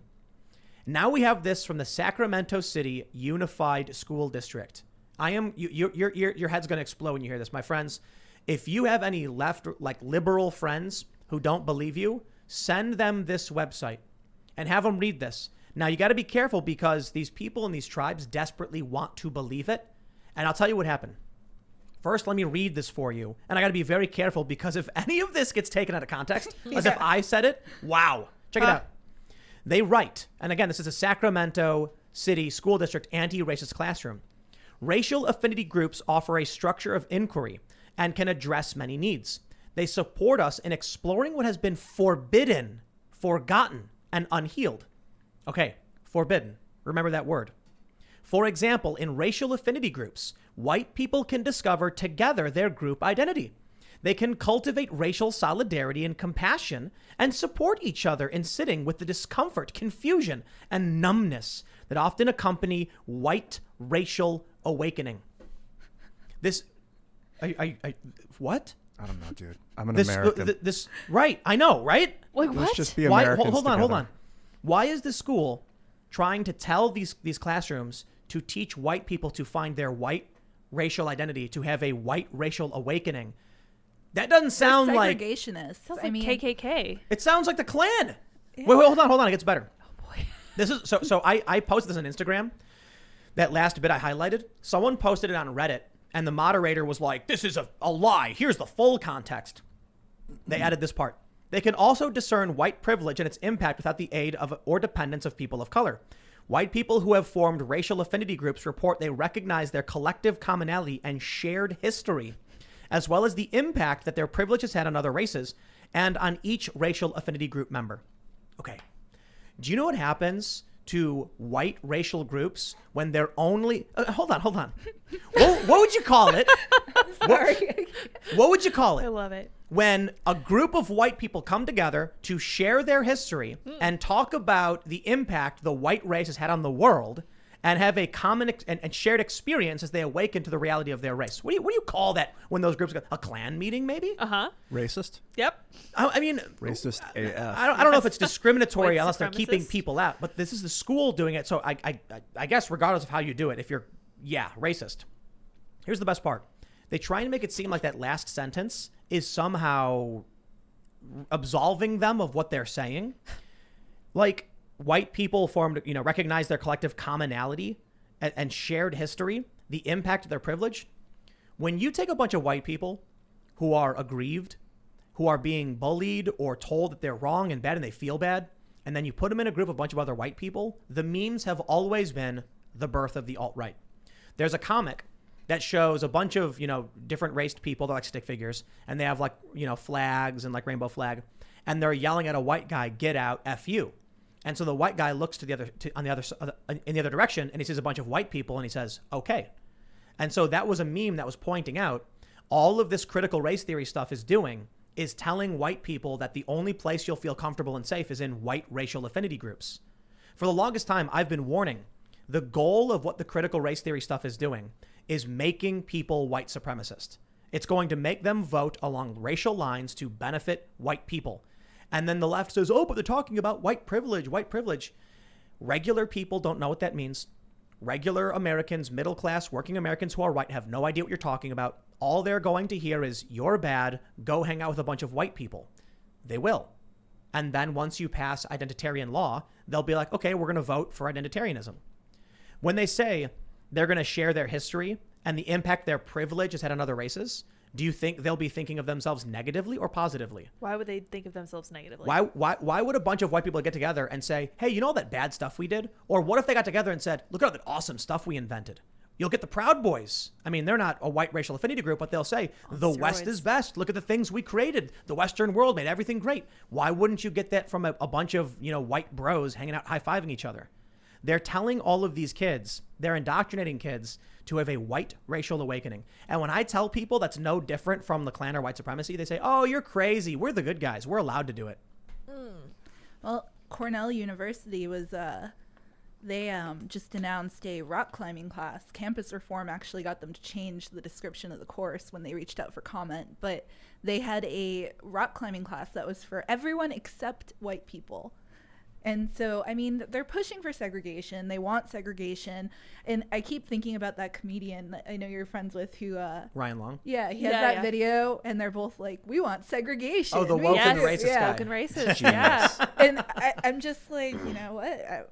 Fine, whatever. I keep thinking of the IRA, the British and the Irish, and they were all white. But they had massive, because of religion in that case, the Catholics, Yeah, a the massive Protestants. conflict, murder and desecration of each Terrorism, other, yeah. It's a bit more regardless than of that, their but skin yeah. color. It was a religious thing. So like saying that white people have a shared history is insanity. Humans have fought each other for reasons unbeknownst. It's a little bit more than that. I mean, the Irish were It's basically pretty enslaved by the complicated. British for a really long time. Yeah, they're like tribal. Religion played a role, but when I went to Belfast in Northern Ireland, what do they call it? The Peace Wall? Is that what it's called? I forgot what it's called. So. It's the craziest thing. On one side, it's like the pro-Northern Ireland people are saying that they're the true descendants of Israel. And on the other side, there's paintings defending Palestine. And I was asking this local, I was They have like... the one struggle thing. What is that? One struggle. For Palestine or whatever? It's the IRA people and then Palestine. There's like a Right, really right. famous big giant street Oh, like art the British thing. oppression. Yeah, the Well, so- Britons are the ones that created Israel with the Balfour Declaration in 1919, I think. Basically, what this dude told me was anything that the Republicans would say, then the I forgot the other factions, yeah. the opposition, would say the exact opposite. And so when you look at the peace wall, you can see like Black Lives Matter. On the other side, it's like Donald Trump. And it's just like, what does any of that have to do with Ireland and Irish politics? And this dude told me nothing. It was funny. This young guy who grew up here, he was like, and he was a kid in the 90s with all of like the bombings and everything going on. He was like, they just hate each other. They hate each other and they want reasons to hate each other. So no matter what the other side does, they do the opposite and justify their hatred for the other side. Sounds familiar. That's why segregation is bad. It's why we want to be like, are you an American? I'm an American. Great. America good. Yeah, I remember probably like 8 months ago, when this identity stuff started really getting heavy. Identitarian. Yeah, like I don't know if it was 8 months ago, but I started to have this wave of feeling like, oh, you're gonna tell me to go away and not accept me. Fine. Like I wanted to, like I almost gave over to the dark side of like, fine, I'll just go join some white and it's I'm not playing that game. Well, it's been brewing for a long time though. I mean, even at Occupy Wall Street, they were like, if you're a white man, you can't speak. Yeah. Like Yeah, they they did used that to to say me. that all the time. They'd be like, shut up, white man. I loved it because they would tell me that, and then I go, I'm mixed race, and they would go, oh, I'm so sorry, I'm so sorry. Yeah. I remember I would cover like protests and stuff, and they would be like, all the white people covering protests need to go to the back. And then the people of color go to the front. And I'm like, well, I'm Puerto Rican. Can I go somewhere in the middle? what do I do? And they'd say, Right. no. Yeah. They were Shut like, up. you're white. This is I'll tell you exactly why I don't like any of this stuff. So, and I bring this up too, because there's like, I think it's fair to say it was more of a meme a couple of years ago. Tim Pool is mixed race. I don't really say it all that often, but with this stuff coming up, I have to, because I have to make it explicitly clear to all the leftists when they create their racial affinity groups. Can I just ask, which one do I get to be in? Because the answer is none of them. And I experienced this firsthand at Occupy Wall Street when they created all their little communities, different communities based on race. And when I was like, so which one do I go to? They said, F you. That was it. They're like, we don't care. We don't like you. Robin DiAngelo, apparently I was talking to Carl Benjamin from the Lotus Eaters podcast about her book, White Fragility. And he was like, she basically admits like they have no answer to mixed race people at all. So like, why would I allow racial segregationists to make me into a second-class citizen? I'm never gonna stand for it. These people are psychotic. Mm-hmm. The only thing that unifies me with everybody else is basically America. I'm an American. I mean, I'm a human. We're all humans. Mm-hmm. I'm down for that. Can we get like an alien invasion or something so that we unify like an Independence Day or something? Probably. Probably. I mean, maybe that's what's happening. But It's going to be Martians and Earth and Terrans, basically, if we're not careful. if we colonize Mars. Yeah, interplanetary conflict. We got to be careful. Could you imagine like Elon Musk moves to Mars and then in like a couple hundred years, it's all the descendants of Musk.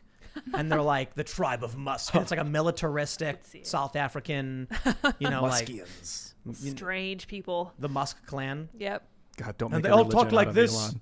We're coming to invade your planet. Like robots, South African robots. Kind of like robots. I don't know Yeah. how Elon Musk talks. Is that how he talks? Pretty Yeah, much. kind of. Dude, I'm worried about the future. I don't think that these groups are going to go the way they think they're going to go. I think they are going to come up with a bunch of white supremacists because I think you're right. I think they're just closeted white supremacists, much like Robin DiAngelo. I think it's on purpose. Yeah, I think you're right. almost hope that people go ahead and say, yeah, being white is great, because it really upsets me watching, like, I have a child, and so I see like Cartoon Network commercials and stuff like that. And they're just constantly being like, if you're white, you're bad. If you're white, you're bad. And I think that's a horrible message to give to any child. They can't control their skin color. Nobody does. And it bothers me on like a really deep level that I'm seeing my child watching this stuff where they're saying that she's evil. Like, my daughter didn't participate in slavery or, anything like that. She doesn't care what color somebody is. What? And they're targeting children with this stuff constantly. And the right doesn't target children at all with any political stuff because they believe that the children should be left out of it. And so they're playing on a fighting field that we're not even touching. And it scares me. Like, I don't think that children should be told to hate themselves based on their skin, no matter what color they are. Yeah. And they're targeting all these white children constantly with like, you're white, you're bad. Yeah, you're but, white, you're bad. But it's not. I hate it. I think on the surface, we adults see that and say, oh no, these kids are going to internalize this and hate themselves. I don't think so. I think kids rebel. And I think you put these kids in white racial affinity groups and then tell them how bad they are. And they're going to be like, nah, we're cool. Team up. And then they're going to say the opposite of what the adults say, as children do when they rebel. Yep. I mean, I think I was reading about the natural cycle of like youth and rebellion. and the importance of it for human civilization. That the youth needs to challenge the tradition of the old to make sure there's constantly some kind of societal change, lest the society grows stagnant and then collapse. So let's say you have, it's kind of like evolution. The slow changes allow for an opportunity to improve the greater.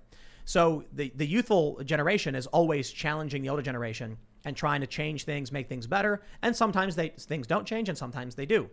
So you have a bunch of kids who are constantly rebelling against the older generation. I think it was Socrates, I'm not entirely sure, who complained about how the kids... Yes. Was it Socrates? Yeah, I think so. He was like, the kids don't listen to their elders. They're Everyone's writing a rambunctious and book. disrespectful. They're all reading books Yeah. or something like that. It's really, really funny to read that because it's like, wow, humans never changed. But the problem is that their favorite YouTubers are saying it. Their favorite celebrities are saying it.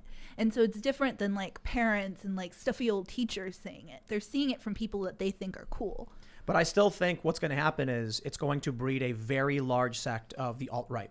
It's going to breed. So the way I put it earlier is you have 60% of this country that is white. Let's say a small percentage of them are woke leftists who actually watch this stuff. Because like I think it's fair to recognize most people don't know anything about this, including, Latinos who have no idea what Latinx means. Like 97% are like, what? I don't know what that means. So how many white people actually understand the woke stuff? Probably not that many. Of those who do, how many are on the left? So what? You end up with like 10% of the people falling for this. But then what happens when the other 10% who hate it, are also in these groups? I'll put it this way. Every single kid who hears this is not necessarily going to just agree with it. You'll get some amount of disagreement. They are breeding white supremacists, kids who will say, no, you're wrong. I actually think it is better, or things like that. The other issue is that if they keep doing this, and eventually regular working class Americans who just happen to be white feel threatened and aggrieved, well, then they'll start voting based on race. And that's apparently what they want. And then guess what? Congratulations. 60% of the country is not going to vote based on race. What, how does your daughter feel about it? Have you talked to her? I don't want to talk about my daughter on here, really, but... Do you have deep conversations about it with the kids? We try and avoid that stuff in my house. I don't have cable, so we don't actually get the commercials except when I was on vacation. But I was watching it, and I was like, holy crap, they're talking about impeachment on the Disney Channel. What? Yeah, and it shocked me. And, I mean, we don't really watch that stuff. We watch, like, Mr. Beast and crap at my house, but... yeah, I don't know. My daughter's homeschooled, so it's a whole different ball game than what the kids who are in public school and getting the Black Lives Matter curriculums are seeing. Dude, I was playing Apex Legends and I saw some cool banner and I was like, oh, that's pretty sweet. So I just equipped it to my guy, and it was this fist sticking up with like a yellow background. Wow. And then another one of my friends was like, that's the Black Lives Matter thing, dude. And I was like, what, really? I didn't even know. Yeah, like, that's I'm kind of funny. in it and I didn't know. Like, Yeah. I can There's a see this YouTuber that's for kids, and I was watching some of their videos because my daughter likes to watch Roblox videos, and I like to see what they're doing. So I was checking out this channel, and he's going on about how if you're not attracted to trans people, that you're homophobic. And I'm like, this is targeted towards kids who are like 7. It's a Roblox channel. And I was just astounded. Like, you have to really watch what your kids are watching now. It's terrifying. And the right isn't touching this field. Like, the children are being targeted by the left. They're paying big money. They're getting commercials on Disney. They're getting curriculums into schools. And the right largely wants to keep kids out of politics. We don't want, and they want their kids in these schools. Yeah. I never understood the absurdity of being like, they're indoctrinating our kids in these schools with their woke curriculum. I demand my kid be put back in school. Yeah. Like, okay, then shut up. Put your Straight kid news in the story. school. I don't care. homeschooling. That's what it's all about. That you get these news stories where like the teachers union guy in California is saying schools can't be reopened and then sending his kid to a private school. They're going to send your kids to the wolves, to the indoctrination, we'll call it facilities, because they're not camps, they're facilities, where your kids go to school and they learn all this weird racial stuff, and they put your white kids in a white affinity group so they can learn about white history and shared culture. Congratulations on that one. And then your kids are going to be in that, and they're going to send their kids to the fancy normal schools where your kids will be indoctrinated and made to believe this crazy stuff. My friend sent me a video this week of her son's class, and she was teaching. His teacher was showing the class how to do the Black Power salute. These are 5-year-olds. Like, these kids are being dipped in it from like 2 years old and up. Like, see, and the right will never go there because we want kids to be kids, Right. And so it's bad, and they're on a whole different playing field than we are. Well, Tim is We're gonna absolutely lose. right. Yep. They're actually fighting like a serious fight here, and we're not, and we're gonna lose because of it. And Yep. Tim is absolutely right about complaining about schools not being open. Like, why would you complain about that? Yeah, Keep your kid at home. I haven't got that either. Right, I'm like, like- wait, no, this is great. Yes, figure out how to homeschool. Homeschool. Yes, Or absolutely. pods. Yeah, Where do the a pod. local community gets all their kids together. You hire one tutor. Yeah, to because teach I don't the feel kids. that smart. Well, I live in West Virginia now, Virginia. and there's actually a bill making its way through Congress in our state where they're going to fund children instead of institutions. A lot of states are And doing so- that. Yeah, I'm so amped. I'm It loving went it. through the Senate and Congress now. I think it has to be signed by the that's governor. awesome. I could be wrong, How does it work? but it's great. So instead of the money, because each public school gets like $20,000 a year or something per student. So instead of that money automatically going to the public schools, the parents will be able to choose whether they want to spend that on homeschool supplies, on private school, on sending them to a charter school, or sending them to public school, and then they'll So get cool. that money. And the teachers unions really oppose it because nobody's going to want to send their kids to public school. Yeah. But it's amazing and it's great, and I am really pushing for this to go through, and I love my state. School choice. School choice. Yeah. That was one of Trump's positions. I'm absolutely in favor of. Yeah. It's a little disheartening that, hey, if you're going to be a teacher, you might be out of a job. The age of automation is Decide coming, the age of ourselves. homeschooling is coming, but just Get a job at think a about private that. school. If you're 17 and you're going to school, maybe you don't want to become a teacher. Yeah, Dude, don't do my that. school Or be a better teacher so that people want to send their kids to you. Yeah, you can teach those pods. public school in Chicago was like torture.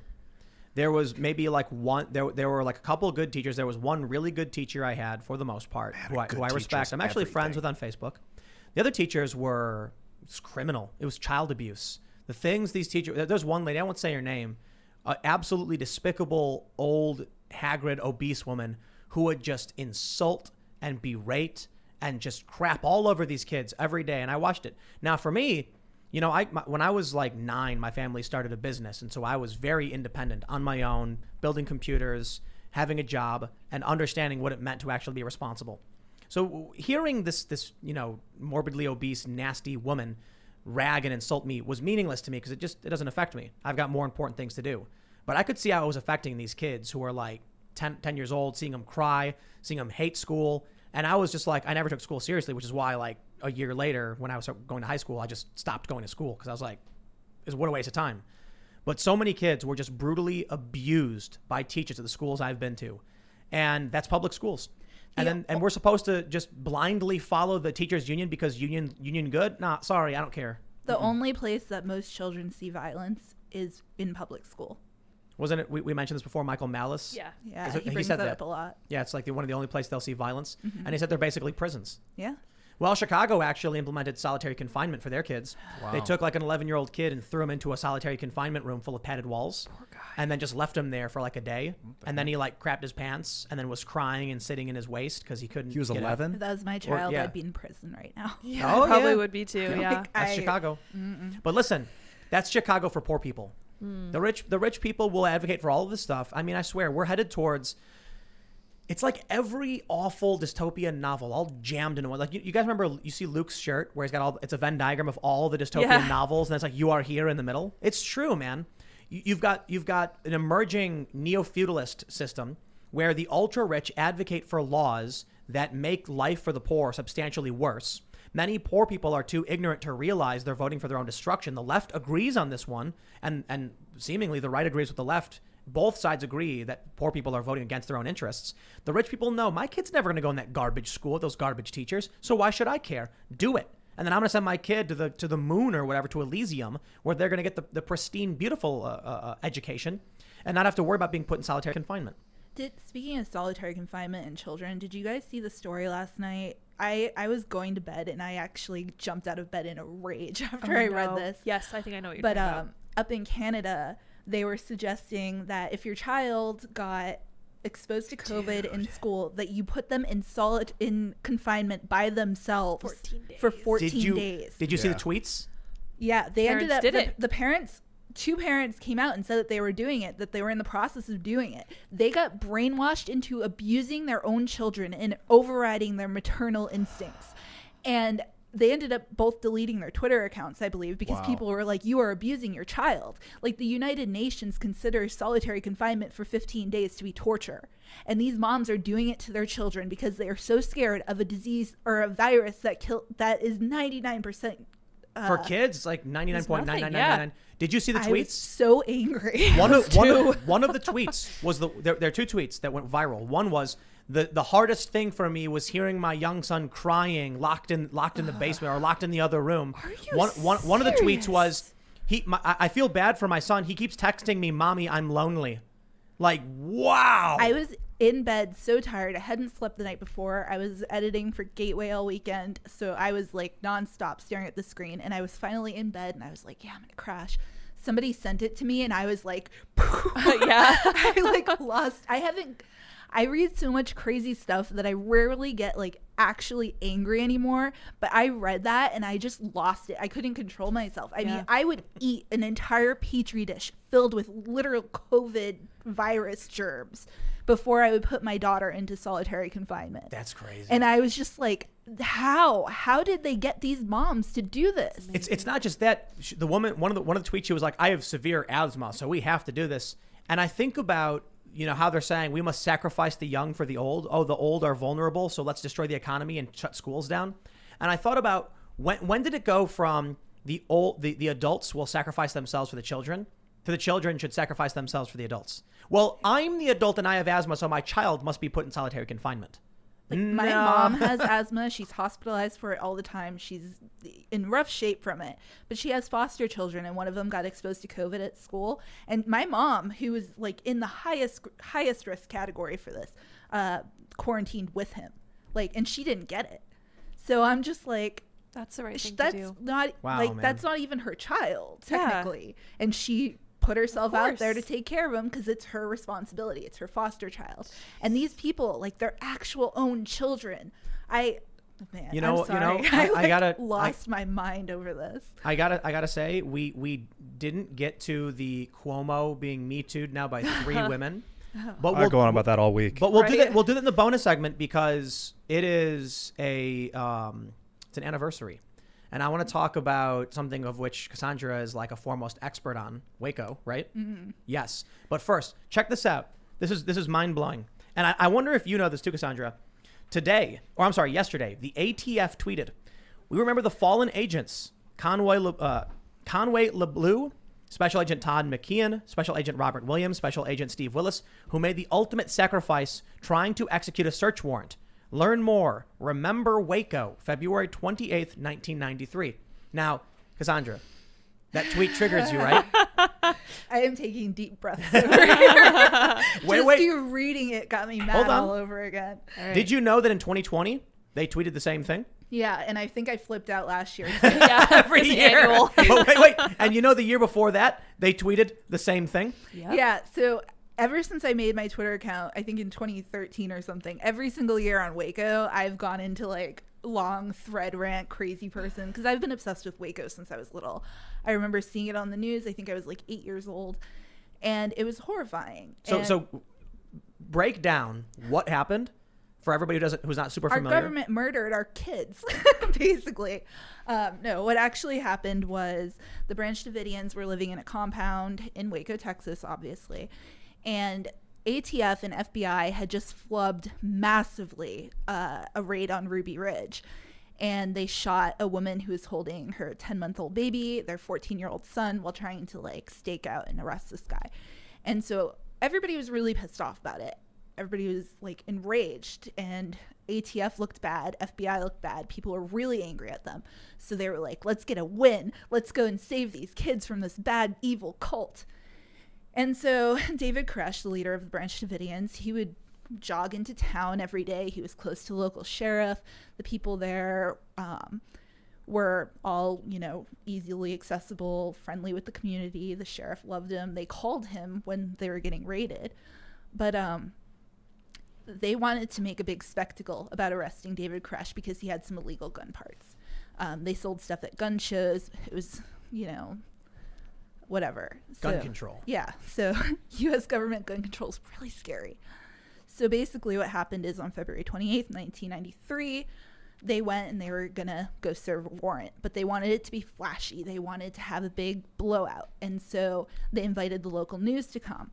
Well, the local news driver got lost, and he asked a USPS driver how to get to the Mount Caramel, which was the Branch Davidian compound, and that guy happened to be a Branch Davidian. So he warned everybody who was back at the compound that something was going wrong and something weird was happening. So they all got ready, and they didn't come out. And they weren't going to come out. And so ATF breached the top window. There's a very famous video of them going up on a ladder. And a shootout took place inside. Some members of the ATF were killed. And they retreated. And a standoff ensued for 51 days where they were torturing the people inside. There were, I think, 27 women, 25 children who died. But for 51 days, they tortured these people. They would play sounds of rabbits being slaughtered, which is a horrific sound, like really loud through the speakers. They wouldn't give them milk. They turned off the electricity. There were a lot of babies in there, and they couldn't eat. So they made a deal to give them milk, but then they put like recording devices in it. It was just really bad. They did things there that would be considered a war crime if we did it in another nation. And then ultimately in April, it culminated with a CS gas attack. They went and they told Janet Reno that they believed that David Koresh was beating babies and raping babies, none of which was true. He had married a 14-year-old, but that was legal in Texas at the time. I personally disagree with that, as most people would, but it was legal. And so none of this was true. They admitted like 5 months after the siege that this wasn't true.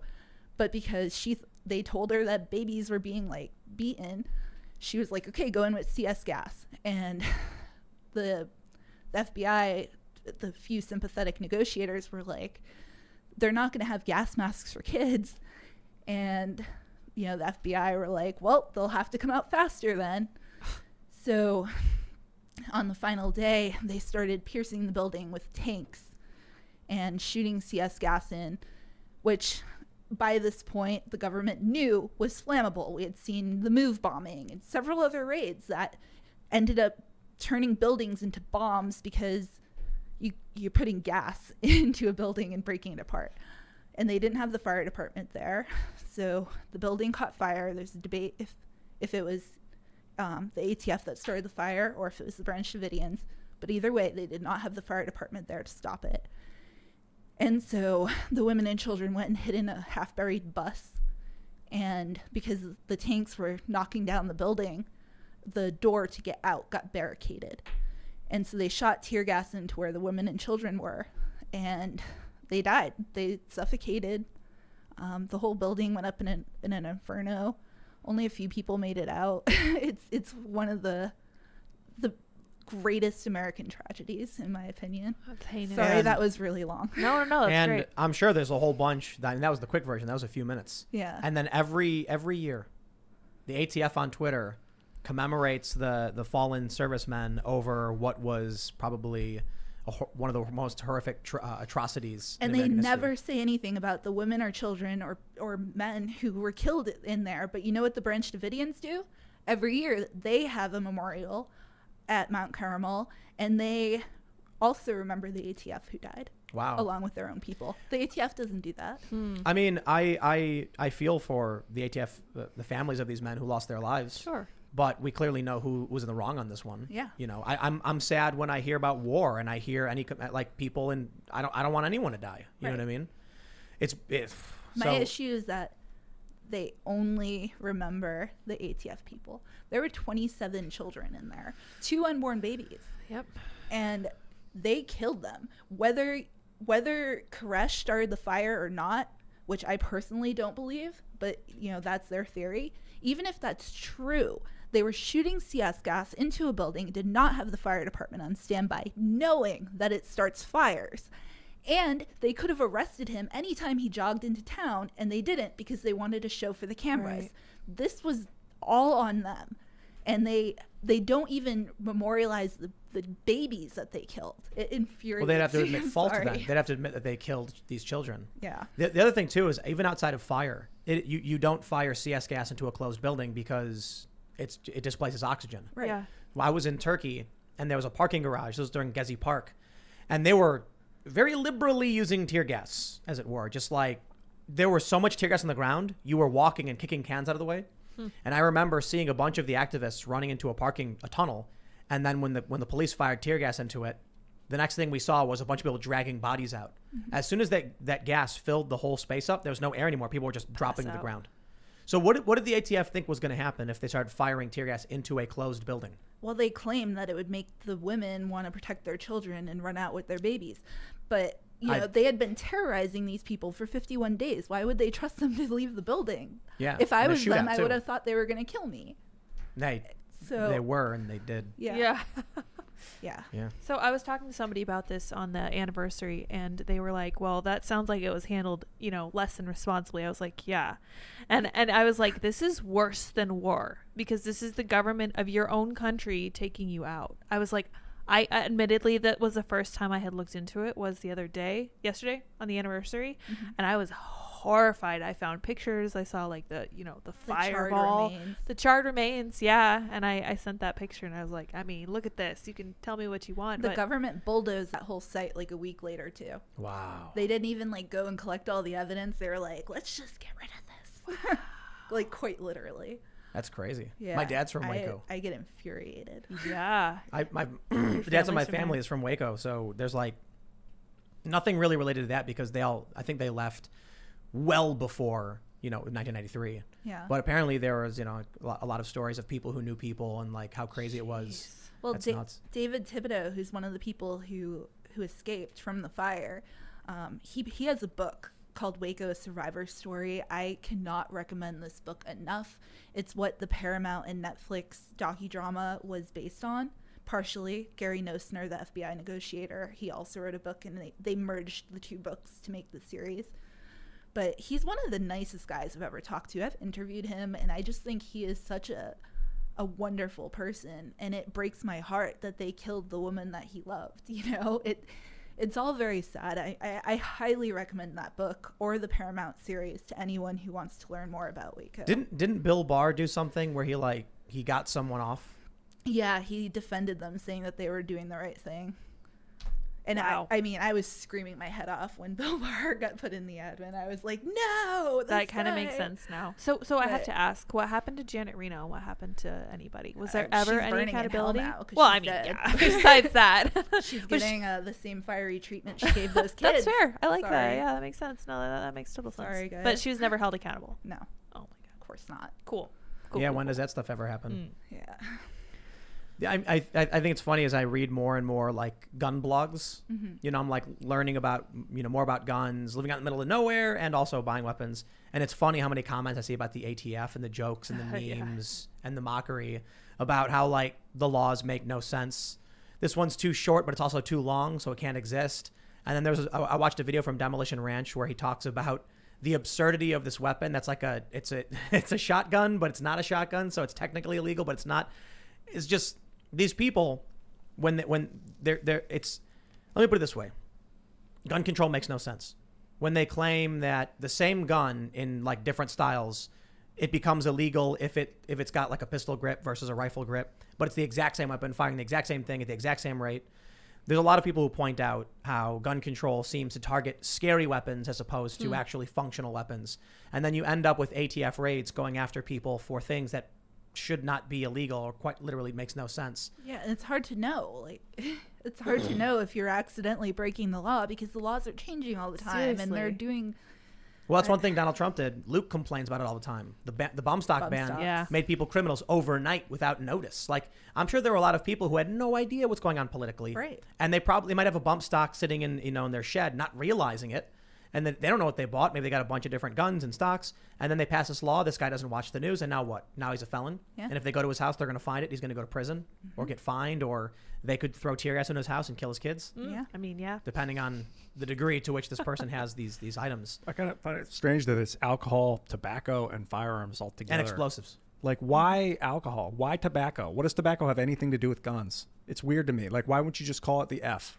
Get rid of the make different Firearms, divisions. Yeah. Make it like the F. The Yeah. FE, Yeah. the EF, the explosives and firearms. Something like that. Yeah, something like get tobacco out of there. It doesn't have anything. nobody I understand the cares. contraband running it in the Yeah. 20s. When did they start the ATF? Was it like the Tobacco? late 20s? Yeah, it's so weird. When was tobacco It's never contraband? been contraband. I don't Yeah. know. I think.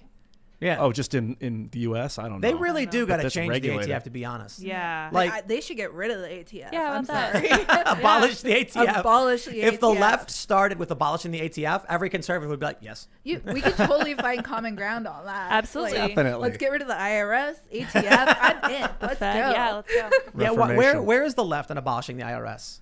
It's like leftists, know. I know you're all in favor of like taxation and stuff like that, but it is a government institution. Can we agree to get rid of that one? Yeah, or the Fed. Yeah. We'll start with this, and then we'll work our way up, and we'll find where we hit that Just wall. keep finding common ground. The ATF goes, maybe some of these, agencies within DHS, maybe we stop somewhere, and then you guys get rid of a bunch of government institutions. We keep some of them. It's a win-win. I right? want to kind of get rid of Homeland Security. Didn't exist 30 years ago. I don't think it needs to exist now. They just created it after 9/11. No, it brought things together. So it took a bunch of different agencies, then put them under one roof. It's like the secret police. They're like the SS of the German Reich. No, that's an extreme Totally exaggeration. unnecessary. We already have the National Guard. We have like the Department of Defense. We don't need some new weird organization that's like quasi paramilitary. Like the federal government shouldn't have its own police force. Definitely not. Why not? What? Because it doesn't. Who do they adhere to? What do you mean? Like what jurisdiction is going to make sure they don't get out of line? What Federal government. What do you mean? Like, what about any police officer then? Who's going to stop any cop from getting out of line? The city, the state. And so the feds have those same jurisdiction. A federal police doesn't like answer to the state though. That's the problem. Yes, they do. Well, technically, maybe, It's but they don't. jurisdictional debates. So in Washington, D.C., for instance, and on federal jurisdiction, you need federal police. Like, if a dude shows up with a gun and starts shooting in D.C., who's going to arrest him? I remember. Have you noticed how the left is super pro FBI and feds now? Like, when I was on the left, we hated snitches, hated the FBI, and now all of a sudden they're like retweeting the FBI asking for snitches. And I'm like, you guys have really what about changed. Homeland Security? What's that? That's another department. Homeland Security is the parent for a bunch of different divisions. So Like, weird. Like, I think ICE is within DHS, right? Yeah, FPS, yeah. CBP. We need Customs and Border Protection, bro. Otherwise, you get people kidnapping children. We need federal, was it Federal Police Service? Is that what it's called? FPS? I think so, yeah. In Washington, D.C., they have federal police. It's a federal jurisdiction. There would, like, I'll be honest. I don't know a lot of. Good. What's up, Our iTunes? World We're Trade back. Centers got knocked down. I Someone was aggro about what I was talking know, about. right? I'm not- I was speaking There's the your truth. fault. There's an ATF guy, and he's calling the NSA, and he's like, knock them off. Just a little Oh, the bit. NSA is another weird one. That didn't used to exist either. They Yeah, the keep making NSA these definitely weird- definitely That could go. creepy. Yeah, That no, can the, go. The NSA There you can go. go. Bye. Yeah. I- We could team up on certain Yeah, things. yeah. They just won't do it because we're I'm not just, woke. I'm just saying, like, DHS includes. That's what I was saying. Some departments, some agencies within DHS, because DHS is just a parent umbrella for a bunch of organizations. got like we- bot attacked when I was we going have- on about Waco the other day. Listen, we have triple redundancy on the internet right now. So for those that are listening online, if we're cutting in and out, I'm not entirely sure. We have a triple redundancy on the internet. We have a really robust system that was built And yet. by this really smart feller. That's right. And when one network goes down, it switches rapidly, so we never get kicked off. For us to actually get booted off right now, Wild. yeah, that's pretty wild. Conspiracies abound. Indeed. No, it's not a conspiracy. There have been a variety of cyber attacks going on. Yes, they've for some been time. having fun. We know that Gab got attacked recently. Yeah. So, well, how about this? Let's read some super chats because we did go a little bit over. Smash the like button if you haven't already. And we're going to rag on Cuomo because he's getting Me Too'd heavily in the members only exclusive segment coming up in just about an hour and 20 minutes or so. But don't forget to subscribe, hit the like button, hit the like button, and the notification bell. We do the show live Monday through Friday at 8 p.m. We are going to timcast.com, and now we're going to read your super chats. We got the first super chat. YouTube actually cuts off the name of the first super chat That's for so some reason. weird. So annoying. Because there's like a little thing like for merchandise I can't get rid of. Oh, I see. That's They it. said, get redheaded libertarian on here. Yes, we She's are. cool. We are I love trying. her. Yes. Yes. Do it. I actually just talked to her today. Josie is fantastic. I love her. Clarence W says, just got our pillow in the mail, purchased for glorious motherland. Yes. So for those that aren't familiar, actually, maybe I can do this. I'll put the Our Pillow up because I'm very, very proud. And I think we might have an announcement tomorrow on the Our Pillow project. Yes. Now, the current Our Pillow, which is just, it's on Teespring, and it's just a design we made where the My in My Pillow is X'd out and it says Our, and there's a revolution fist holding it. A bunch of leftists bought them. They were like, dude, this slaps. This is awesome. And they're like, it's funny. It is. It's just a silly, funny thing. It's not really making fun of anybody. It's just it's a pillow. Just funny. And so leftists were like, it's got the revolution fist. Heck yeah. I like it. And I'm like, we're kind of making fun of the whole thing. This, but not necessarily. unironically. You know, it's the communist version of the My Pillow. It, you know, so pick up yours today. Our Pillow. But we actually have the legit campaign we're doing. If you want to get the full details, over at timcast.com, we have a segment explaining the full plan for the Our Pillow project. We are going to legit be selling collector's items. They are boxes full of packing peanuts with burlap sacks in them. And, you can go to timcast.com. You'll get the whole explanation for the members. And then there's going to be some commercials on Fox News. Not kidding. Matthew Hammond says, I love Cassandra. Aw, thank you. Excellent. Poofy says, Lids 2024. Oh, thanks, Poopy. There you go. She's a G. I love her. Matthew Hammond says, Tim needs to hire Cassandra for a spooky story cult podcast. Gee, I wonder where they got that idea. Interesting idea. I like it. We might have one next week. Oh, I tweeted we're looking for a podcast producer. We may have one. And the idea is to talk a lot about, what do we say? Crime, cults, mysteries, cults, paranormal. ghosts, just the spooky. Yeah, it's hard to describe the overall theme, but it's kind of just like, I don't know how to describe it. And I've already been working on guests. So there's going to be like, I'm really excited for this. It'll probably be once a week, but with like little clips here and there, kind of like how we do this show, just only once a week, because it's going to be researched, produced, and then we're going to have like a produced legit breakdown where it's like VO, script, sound effects, music, and then maybe like an hour or so discussion about all this crazy stuff.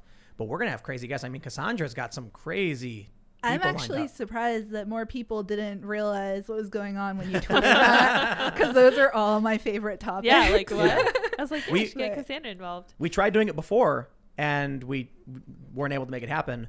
But now we're going to, and then we're basically going to try and have like once a week, maybe like a 2-hour thing, and then throughout the week, little snippets, clips from the show, kind of like what we're doing. But Cassandra's already pitched me some guests who have said yes, and I'm like, wow, Yeah, it's this going to be is like- dark stuff. This is my my favorite world of things to talk about. And usually I've always kept it separate. Like my Facebook, I have all my spooky weird friends, and then Twitter is all political. But I actually know a ton of people that will be wonderful for a show like this. So It's going to be fun. I'm very excited. Yeah, the crazy and the creepy. Eli Masora says, YOLO, ladies and gents. Hope that's not misgendering. I wanted to know when you're planning any of the private events that you talked about. I would love to meet you guys. I love your stuff. Tell Luke, F the government to the moon. So Luke is on vacation. A lot of people were like, where's Luke? He's on vacation, but Luke's a bit of a vagabond. Yeah. Like, he was legit when he said he was living in my parking lot. He's got like a mobile home in the parking lot.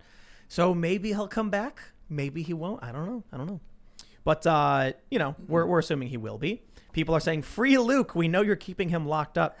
Didn't he post on Facebook that his car broke down or something? Yeah, I think he's stuck in like South Carolina or something. I told him, I was like, No. you can't do it, man. He's like, I gotta go. The nature calls, or whatever. Yeah, apparently. And then he gets he gets in the truck, and before he left, we were worried he was gonna break down. But as everything's fine. And then it was like a couple hours later, he's like, broke down. You can't hold Luke down though. True. Luke is gonna Luke. That's true. Yeah. You know what? This is sad right here. Dead Eye 22 says we need to hear Luke's rant on the ATF's Waco statement, and Luke would have been. He would have been. Ooh, that would have been spicy. Yeah. Oh, it's too bad, Luke. Yeah, He's probably listening in his broken down truck right now. Teeth are He can hop grinding. on Periscope. Look at this. Dan and Rip Luke, you're still here in our hearts. Aw, The best political T-shirts. that's right. .com. .com. Del Men says, Tim, buddy, need your help. Let people know the Minnesota government is trying to poison the well in pending trial of Derek Chauvin. Over $1 million spent on influencers at this point. Source, cbsnews.com. So That's Weird. true. I saw that. I wanted to go read that article and I forgot to. Yeah, I didn't have a chance. Yeah. We're getting internet hiccups. This is interesting. I wonder if we're under attack. I wouldn't be surprised. It's the ATF. It's the aliens. I thought that's what Student you were of gonna say. history says, Tim, to quote you, if it bleeds, it leads. Yes, they want bloodshed and this reaction. It's purely because these journalists are sitting there listening to Addicted by saving Abel whilst staring at Trump's blank Twitter page and crying. Yes. Yeah. Vivid. Yeah. Delhi Oplis says, please stop saying Australia when you talk about draconian COVID restrictions in Melbourne. The rest of the country hasn't had a lockdown since April last year, and every business has remained open. We are freer than you are. All right, Delhi. In many ways, yes. Florida is completely open as well. We've had Republican states that never, like South Dakota, never locked down, right? I don't know much about it. Yeah, I don't think so. I don't South think Dakota so. never locked down. So, but you are correct. I'll make sure to say it's Victoria, isn't it? Where they've gone insane. I think North Dakota just made a law that you can't make mask mandates Right, anymore. I saw that. So there's like a war on which Dakota is the more free Dakota right now. Which for is the them. more free. That's great. Paul Sam says, Cassandra is and always will be one of the coolest guests you have on your show. Aw. She's a badass with some good political views. Aw, Some thank spicy you. ones, too. I love it when they pull the clips out of context for Yeah, the spiciest. They don't like my jokes. Nobody understands me. Brico says, Tim, gals watch your podcast, too. We care about smooth, plump skin.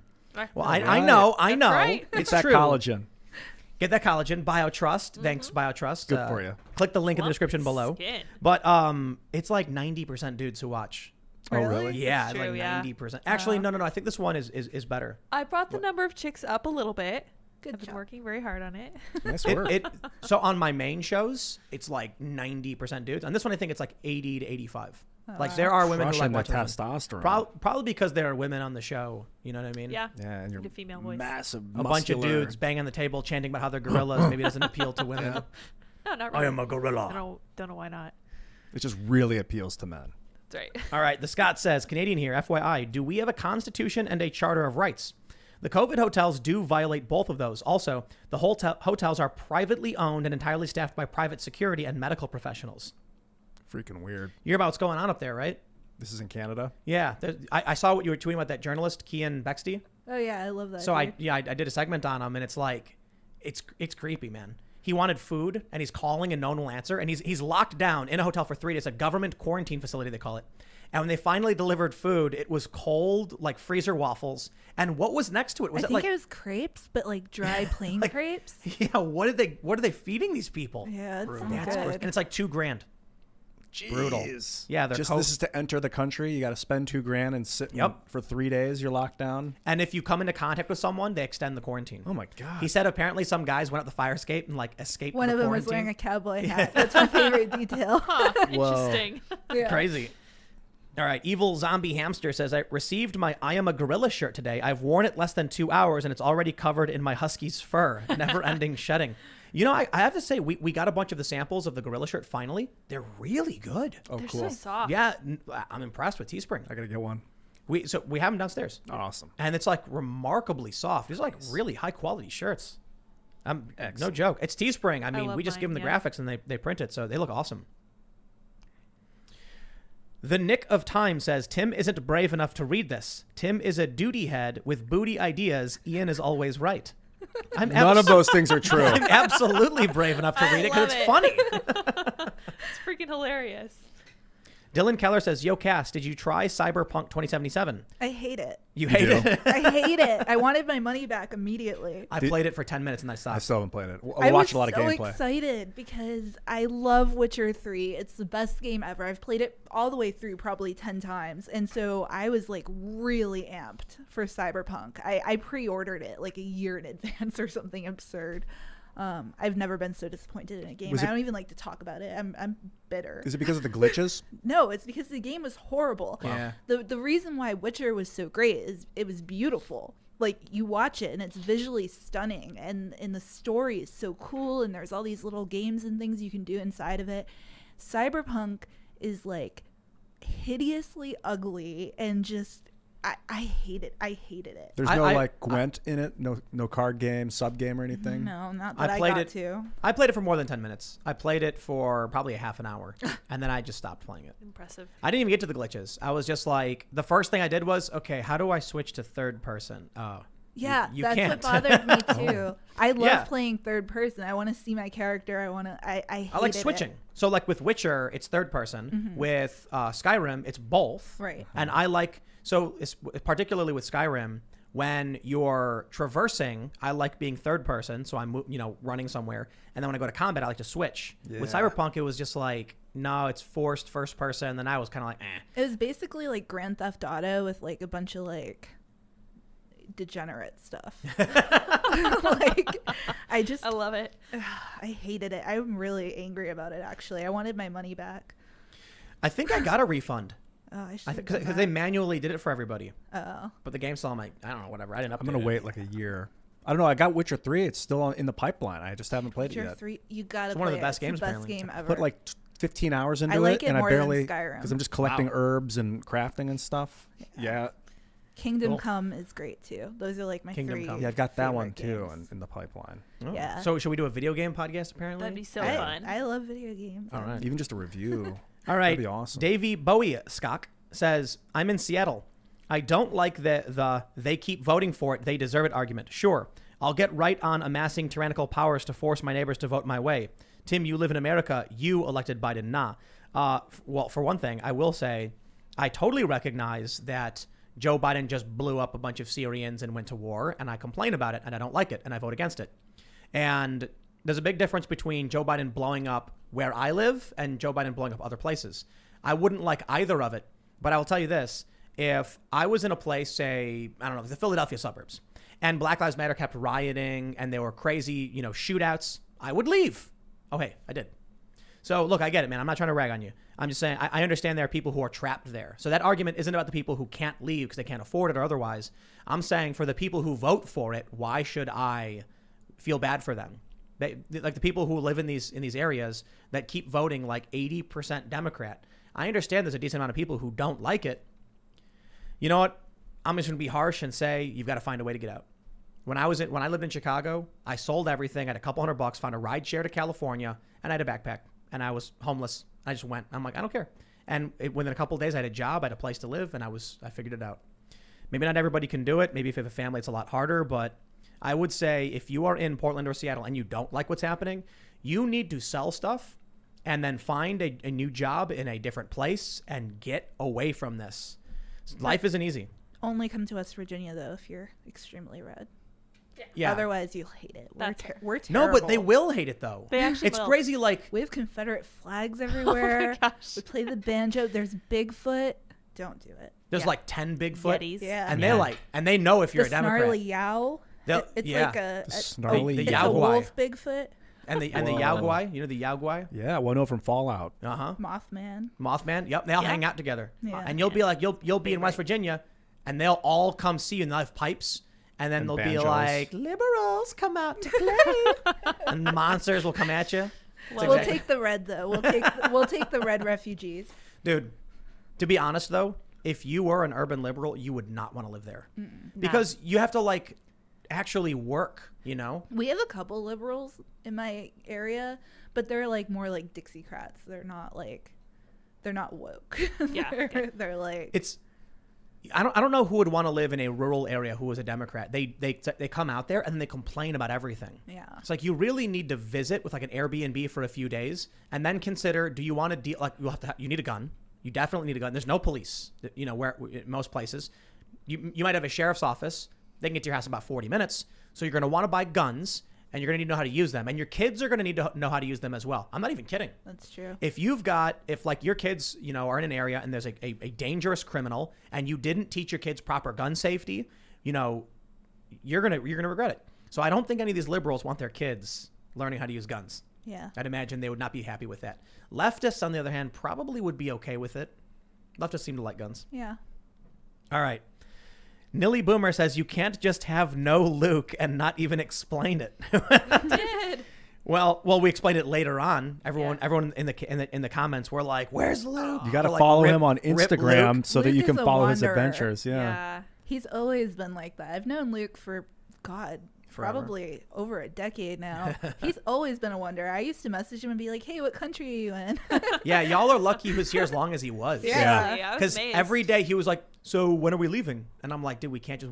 We got to go on a road trip and do a tour." And I'm like, "Okay, we'll do a tour, but we got to like." So much So stuff. we actually are going to do a tour. Yeah.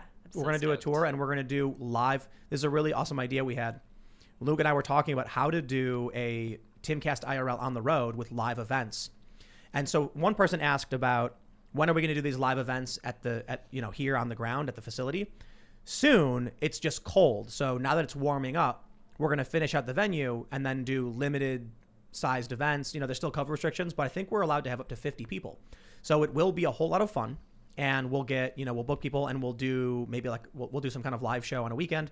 But for the road trip, we've got a couple RVs and we will do the show, the podcast in the RV. We'll spend a week I think we're planning right now to do Nashville, then Austin, and then probably Nashville again, but I'm not sure, maybe a different city. And that's just because we stop, spend a week there, hit Texas, spend a week in Texas, go back, It's going to be spend a so week. fun. And then we're trying to do it so that Friday nights we'll actually have the podcast set up in a venue with like 1,000 seats, and people can buy tickets to come and watch the podcast like this live on a Friday night. And the super chats will just be the audience questions, which will be really, really awesome. That's the plan for now. We'll see if we can make it happen because venues are like closed. So who knows? But that's what we're going to be doing. So there you go. And Luke is on vacation because Luke's life is a vacation. And I don't know when he'll be back. If he will be back, we'll find out. Hey, You can follow Luke at We Are Change on Luke YouTube. We Are Change. Luke We We Are Are Change. Change on Instagram, and you can watch him travel around. It's pretty. we got to read a bunch pretty more. We got entertaining. Mitch Stew says, "I am deep in Wall Street bets. GameStop still hasn't peaked. Visit the squeezesquoze.com to understand the short positions. Is the squeeze squoze? The squeezesquoze.com Is the squeeze squoze? It's like a question. Is the squeezesquoze.com. It's a Yeah, question. I've been checking that. If we hold, it will be $4,200.69 per share. Whoa. Together strong. It's a gorilla together strong. Hold the line. When they started posting all the gorilla memes, I was like, this is the perfect opportunity for the I Am a Gorilla shirt. I wonder if people would accidentally buy that thinking it was in some way related. Maybe we need to make a special version where he's holding money and he's got sunglasses on and he's wearing it. Oh, we should totally do Oh, that. I didn't want to co-opt Wall Street Bets though by doing it. Yeah. Because we already had the I Am a Gorilla shirt, but maybe we can give them like stacks of cash and do special edition versions. And those We- sunglasses. We yeah. do have one. We're about. It's gonna go up soon. It's the I Am a Gorilla Love Yourself, and he's giving a thumbs up and winking. Dude, we could do like the gorilla on the beach, sitting in a beach chair with a drink, with sunglasses on. We do a whole line. So much you can The do. I Am a Gorilla. Yes. It's the mascot now, I guess. James Fox says, "Hey Tim, I'm a Republican living in New York's 18th district, and I plan on running for Congress. I'd love to come on your show. I've reached out on Instagram. I hope you reach out soon." James Fox. Email's probably better, but we get inundated with so many emails, and people DM me on Instagram, and I was like, oh, I'll check, and I checked, and there's like 10,000 messages I can't sort through, so I just can't really do anything. But we have what's a good email? Maybe info@Timcast. Yeah, Spin the UFO is good too if you want still me check to that look one? at it. Yeah, I check it. Yeah, I okay. do, yeah. Spintheufo@gmail.com is more of just like, I guess, general posts. General stuff. Yeah. There you go. Vicizid and the Void says, "I'm here because I simp over Cassandra." Ooh, They love you on Twitter. they Aw. do. Thank you guys. Spicy tweets. Matthew Reckamp says, "A few streams ago, someone was asking about book recommendations. I recommend the author Dakota Kraut. Tim and friends might particularly like the Artorians Archive series. Think John Wick as a philosopher, foster parent in a medieval setting with magic." Wow. Interesting. Ooh. The Civic Nationalist says, "Ian, I'm not white, I'm British. To say I'm white is to compare me and my culture to the French, Germans, Spanish. Stop applying your American politics to my country." Thank you. Did you? No. No, he was the one who was saying, they're all so different. Right. Yeah. Yeah. Human first. Irish people aren't like Brits. Let's get that cleared up. We should have played. Maybe we should play the Irish guy viral clip. Yes, I Did you love see it. that, Cassandra? No. The Irish guy gets stopped at a checkpoint, and he's just yelling at these cops about the COVID lockdown, and then Oh, I think I did see that. And they're Was it, like, "Do you a watch the little new-" old?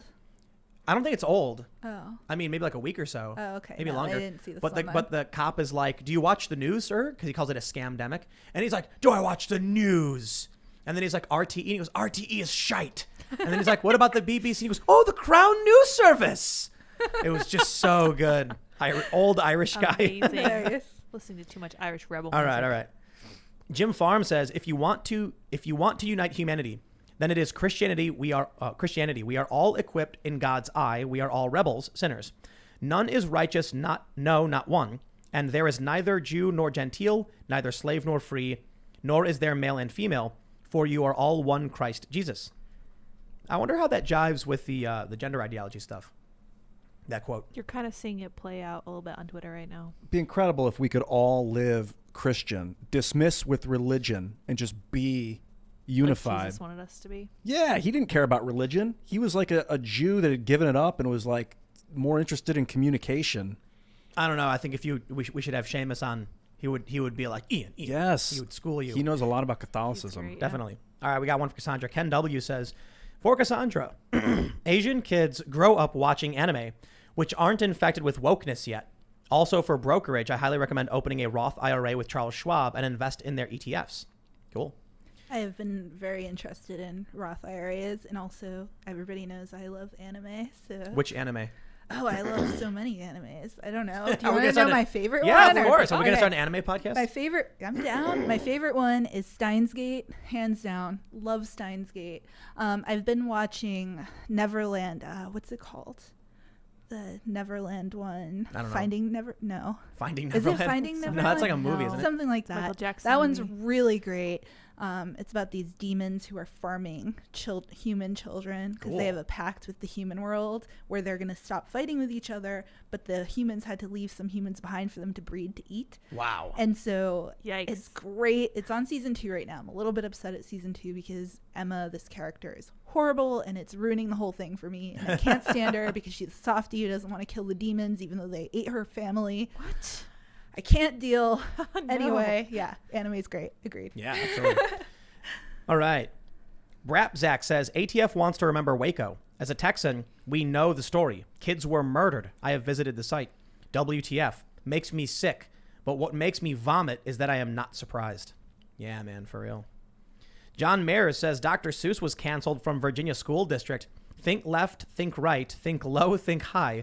Oh, the things you can think if only you tried. Dr. S. Yeah. I was conflicted about that because I kind of hate Dr. Seuss. Yeah, he's not Why? my favorite. He was a war propagandist. Oh, yeah. Oh, really? Yeah. Wasn't he anti-Semitic? No, he was Jewish. Just propagandist. And he Okay. accused everybody else of being anti-Semitic. Gotcha. But Very woke. I love Dr. Seuss books, but I hated his war propaganda. So I it's, remember that. it's Yeah. All right. touchy. Stinky Ugly says, defund the ATF. They make laws about things they don't understand. Literally. I think leftists would agree with that. They like guns.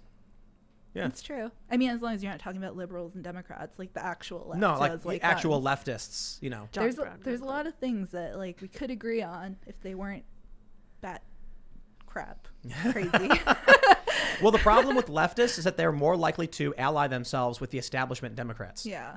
And while there is a problem, in my opinion, with the establishment Republicans, the Republicans are just so incredibly feckless and weak. Like, Republican leadership is an oxymoron. Save Trump, you know. Mitch McConnell is just one of the most spineless politicians I've ever seen. He votes to acquit Trump and then complains about him. It's Yeah. like, come on, man. Look, That was I'd have ridiculous. infinitely more respect if he just said, I don't like Donald Trump. I'd be like, well, at least he's being honest. He's not even being honest about that. I don't know what the guy likes. He's like scared of, he's a turtle. He's a turtle guy and he's scared of everybody. There you go. Clef the Misfit says, Tim, stop saying the GOP can't win without Trump. There's this man you may have heard of. His name is Ron DeSantis. He is a gonna say significantly more disciplined and principled choice for 2024.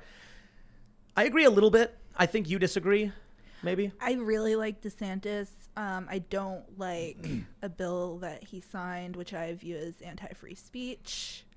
Which one was that? He signed a BDS law. Oh, And really? I actually kind Yeah. of side with the left on this because Oh, I I think it's absolutely a free do. speech issue. Yeah, definitely. I think you should be able to boycott any nation that you please. Yeah.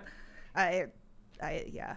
That's the crazy thing that really annoys me is like when I'll speak up to like defend an American's right to speak, and then I'll get these leftists speaking like, I don't hear you standing up for free speech when the left is censored. And I'm like, oh, why? What happened? And they're like, the BDS thing. And I was like, okay. First of all, I do defend their right to free speech, but more importantly, that's not America. Okay? I'm not a staunch nationalist. I'm just kind of like, don't be surprised if I see an American citizen kicked off a platform where people are talking with the president, and I get upset by it, and I'm not super concerned about Israel and boycotts, but just rest assured, I care very, very much about Middle Eastern foreign conflict, Israel and all that stuff, and absolutely, in numerous instances, I have defended the right of the left. I actually go out of my way to be like, is there something from the left where they're getting censored on BDS? Because I want to make sure they know I support your free speech.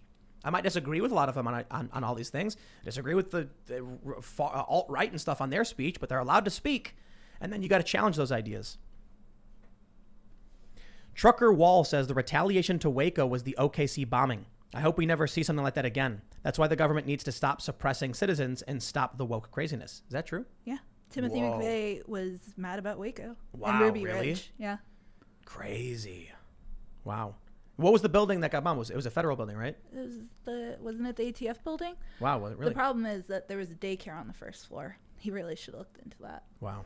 I mean, he really should have not blown up. Yeah. But like also don't blow up Do your homework. right next to the daycare. That's the biggest problem I have with a lot of the with the left and terror in general is the targeting of like non-combatants. Yeah.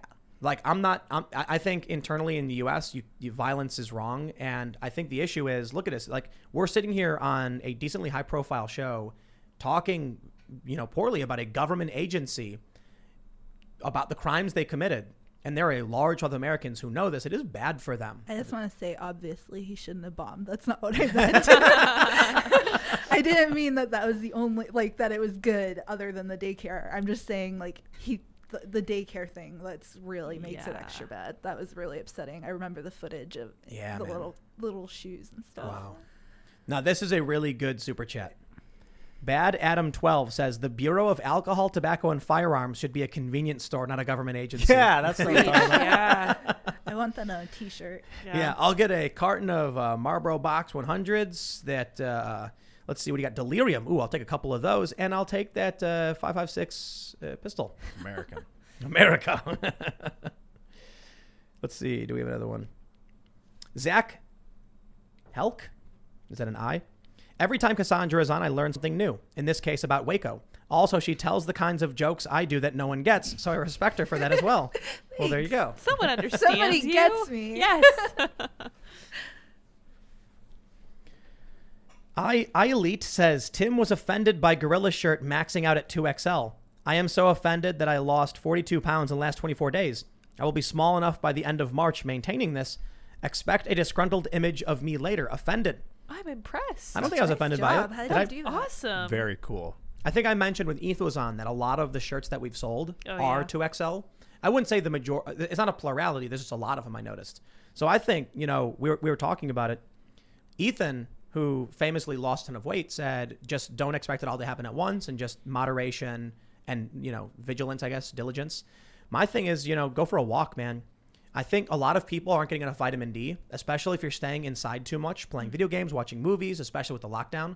If you can get outside and go for a walk, even for like a half an hour, it's amazing. The sights you will see. You. Serotonin. Everything. The places you'll go. Yes, exactly. Canceled. Yeah, that's right. Was that Dr. Seuss? Yeah. I was outside earlier. I'm just so excited for the weather.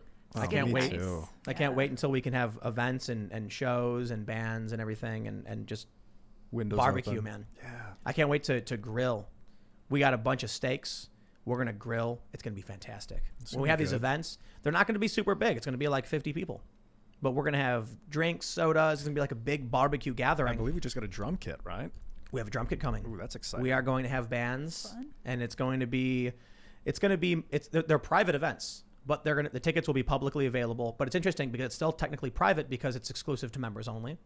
So it'll be really interesting. I miss concerts. We're me too. gonna have bands play in the venue shed thing I'll we be have. here. Yeah, it's gonna be fun. Coming over all the time. Yeah. And man. then when we're like, come to the event and special guest Cassandra Fairbanks, we'll sell out instantly. Yeah, from people coming here to throw things at me. Oh, but we'll have security. Yeah. Plus, that'll we're be armed good. to the teeth out here, so everybody, Yeah. you know, That's true. and you know, Gonna so. get hit with tomatoes. All right, let's see. Oh, you will. We'll just read a couple more. Logan Orr says OKC Bomber was also mad about the AR ban Clinton passed. Mm-hmm. Oh yeah. An interesting thing, Timothy McVeigh became friends with Ted Kaczynski in prison. I just learned that recently. That was weird. Yeah. Katie says, but Cassandra, we get censored from them and get denied our free speech. Do you think we should fight fire with fire? Are we talking about the left? I think, yeah, BDS. Oh, well, yes and no. I think that censoring or pushing for censorship in any way is not good. It's not fighting fire with fire because it's going to get used against us. It's like burning your house down. Yeah. Because you're mad that you're hoping your neighbors will catch on fire too. A lot of the times I'm like, well, let's do to them what they do to us. We have to play by their rules. It's Zelensky, right? But not in this case. Not in the case of censorship. I think it's too serious. It's too much of a problem, and it's dangerous. I don't think we should mess with it at all, and I will never support anyone on the left, right, anywhere getting censored. I just don't. Yeah, I agree. Principled. All right, ladies and gentlemen, I think we have to make fun of Cuomo. Thank God. Yes. Take me down. And I'll tell you this. They didn't. Cassandra and I were talking about this, and it was kind of like we were talking, and then I stole the idea for the tweet. Yeah. That they didn't call for Cuomo's resignation when he killed all those people in nursing homes. It was only after he got Me Too'd that they were like, off with his head. And it's like, there's 13,000 dead people. I mean, that maybe, I guess not. So we'll talk about that over at timcast.com. Make sure you go and sign up. That should be up in about an hour or so. It'll probably be a shorter segment, but we'll talk and we'll see how things go. So again, timcast.com. You can become a member. We got a whole bunch of really awesome content, members only, exclusive full podcast episodes. Don't forget to subscribe. Smash the like button on this channel. Hit the notification bell. If you're listening on iTunes or Spotify, then leave us a really good review. Give us like 5 stars. Give us 10 stars if it lets you. I don't know how many stars you're allowed to give. 5. And 5, is that it? Huh? That's all right, it, well, yeah. give us 5. And then tell all your friends, because that's the only real way we grow. We don't like run commercials or anything. It's really just word of mouth. If you like the show, share it. And it's greatly appreciated. You can follow me on all social media platforms at Timcast. My other YouTube channels are youtube.com/Timcast and youtube.com/TimcastNews. We are back here live Monday through Friday at 8 p.m. Cassandra, did you want to mention anything before we jump over to members only stuff? I'm on Twitter at Cassandra Rules, at least for now. And then I'm over on Parler, Gab, Clubhouse, all that other stuff. And Feel free to follow. And very soon we're going to have a creepy cults Yes. crime Yes. podcast. I'm excited. Probably, I don't know when, we're it's going to happen. And I think it'll be Sundays. But it might be like live Monday night or something. No, I think maybe it's got to go up on Sunday. We'll figure it out. It out. It's going to be a produced show. It's not going to be a big newsy show. It's going to be more of like a mystery topics and stuff. So it can be So cool. evergreen. But yeah. People have been asking me to do a podcast like that for years because I'm so obsessed with this weird stuff. It's going to be I'm awesome. excited. Then maybe we'll just press record and let you talk for an hour and then stop. And we'll do 10 episodes in one day and then we'll be good for the year. No. No. I'm a terrible rambler. No. Just ramble away. Hey guys, you can follow me also at iancrossland.net. I said something about Jesus earlier. I wanted to clarify. I don't think that he hated organized religion blanketly, but that he despised the corruption and the segregation brought on by that organization. And I feel the same way about modern society. So hopefully we can look past the confusion and the veil and come together as humans, like really, do this what I think he wanted and whoever all these other great prophets. Thank you, Tim, for this opportunity. I love you all, and buy a mug on my website. Capitalism ain't so bad if you do it right. That's right. And I am in the corner pushing buttons for these guys. I'm super excited about the new potential podcast. I'm Sour Patch Lids on Twitter and Minds, and I'm Real Sour Patch Lids on Instagram and Gab. So someone's asking, Heathen Airsoft NJ says, how do I get an invite to play Airsoft at the Beanie compound? So the way it's working right now, because we don't really have this on the website, we're doing a new website redesign. Everybody who's a $25 member or higher will get first notification of when we're doing events and first access towards buying the tickets. I don't really like this kind of stuff because people who are $10 members are as equally as important to all of us. The issue is we were trying to figure out the threshold to where we could make sure trolls wouldn't be coming and harassing us. And it felt like, look, we can provide a kind of like a premium access at $25 or more membership where you'll get a day advance notice, which means you'll probably not be able to get a ticket if you're only a $10 member. Again, I'm not a fan of the classist kind of stuff of like access is determined by money, but we do have to consider that there are some bad actors who will try and get access to this house to figure out where it is, to come here and do bad things. We got to get security cameras and a bunch of stuff when we start doing this. So I was like, well, it's a benefit to those who support the show and give more, and it's kind of a paywall to block trolls. So that's how it'll happen. And we are going to have airsoft battles. I think Luke was talking about like the Daily Caller versus the Timcast IRL crew. Yeah, and the Riot crew. The Daily Bros, Caller yeah. Riot crew versus the Timcast crew. And because we can, and things like that will be happening. I'm not entirely sure what the schedules will be or how many there will be, but I think we're going to do a decent amount because we're really into having these events once it gets a little bit warmer. So maybe in the next month or so, we're probably going to start planning this out in the next couple of weeks. So maybe end of March might be the first event. And we'll probably put a post on the website for people who are members at 25 or higher with a portal for getting tickets.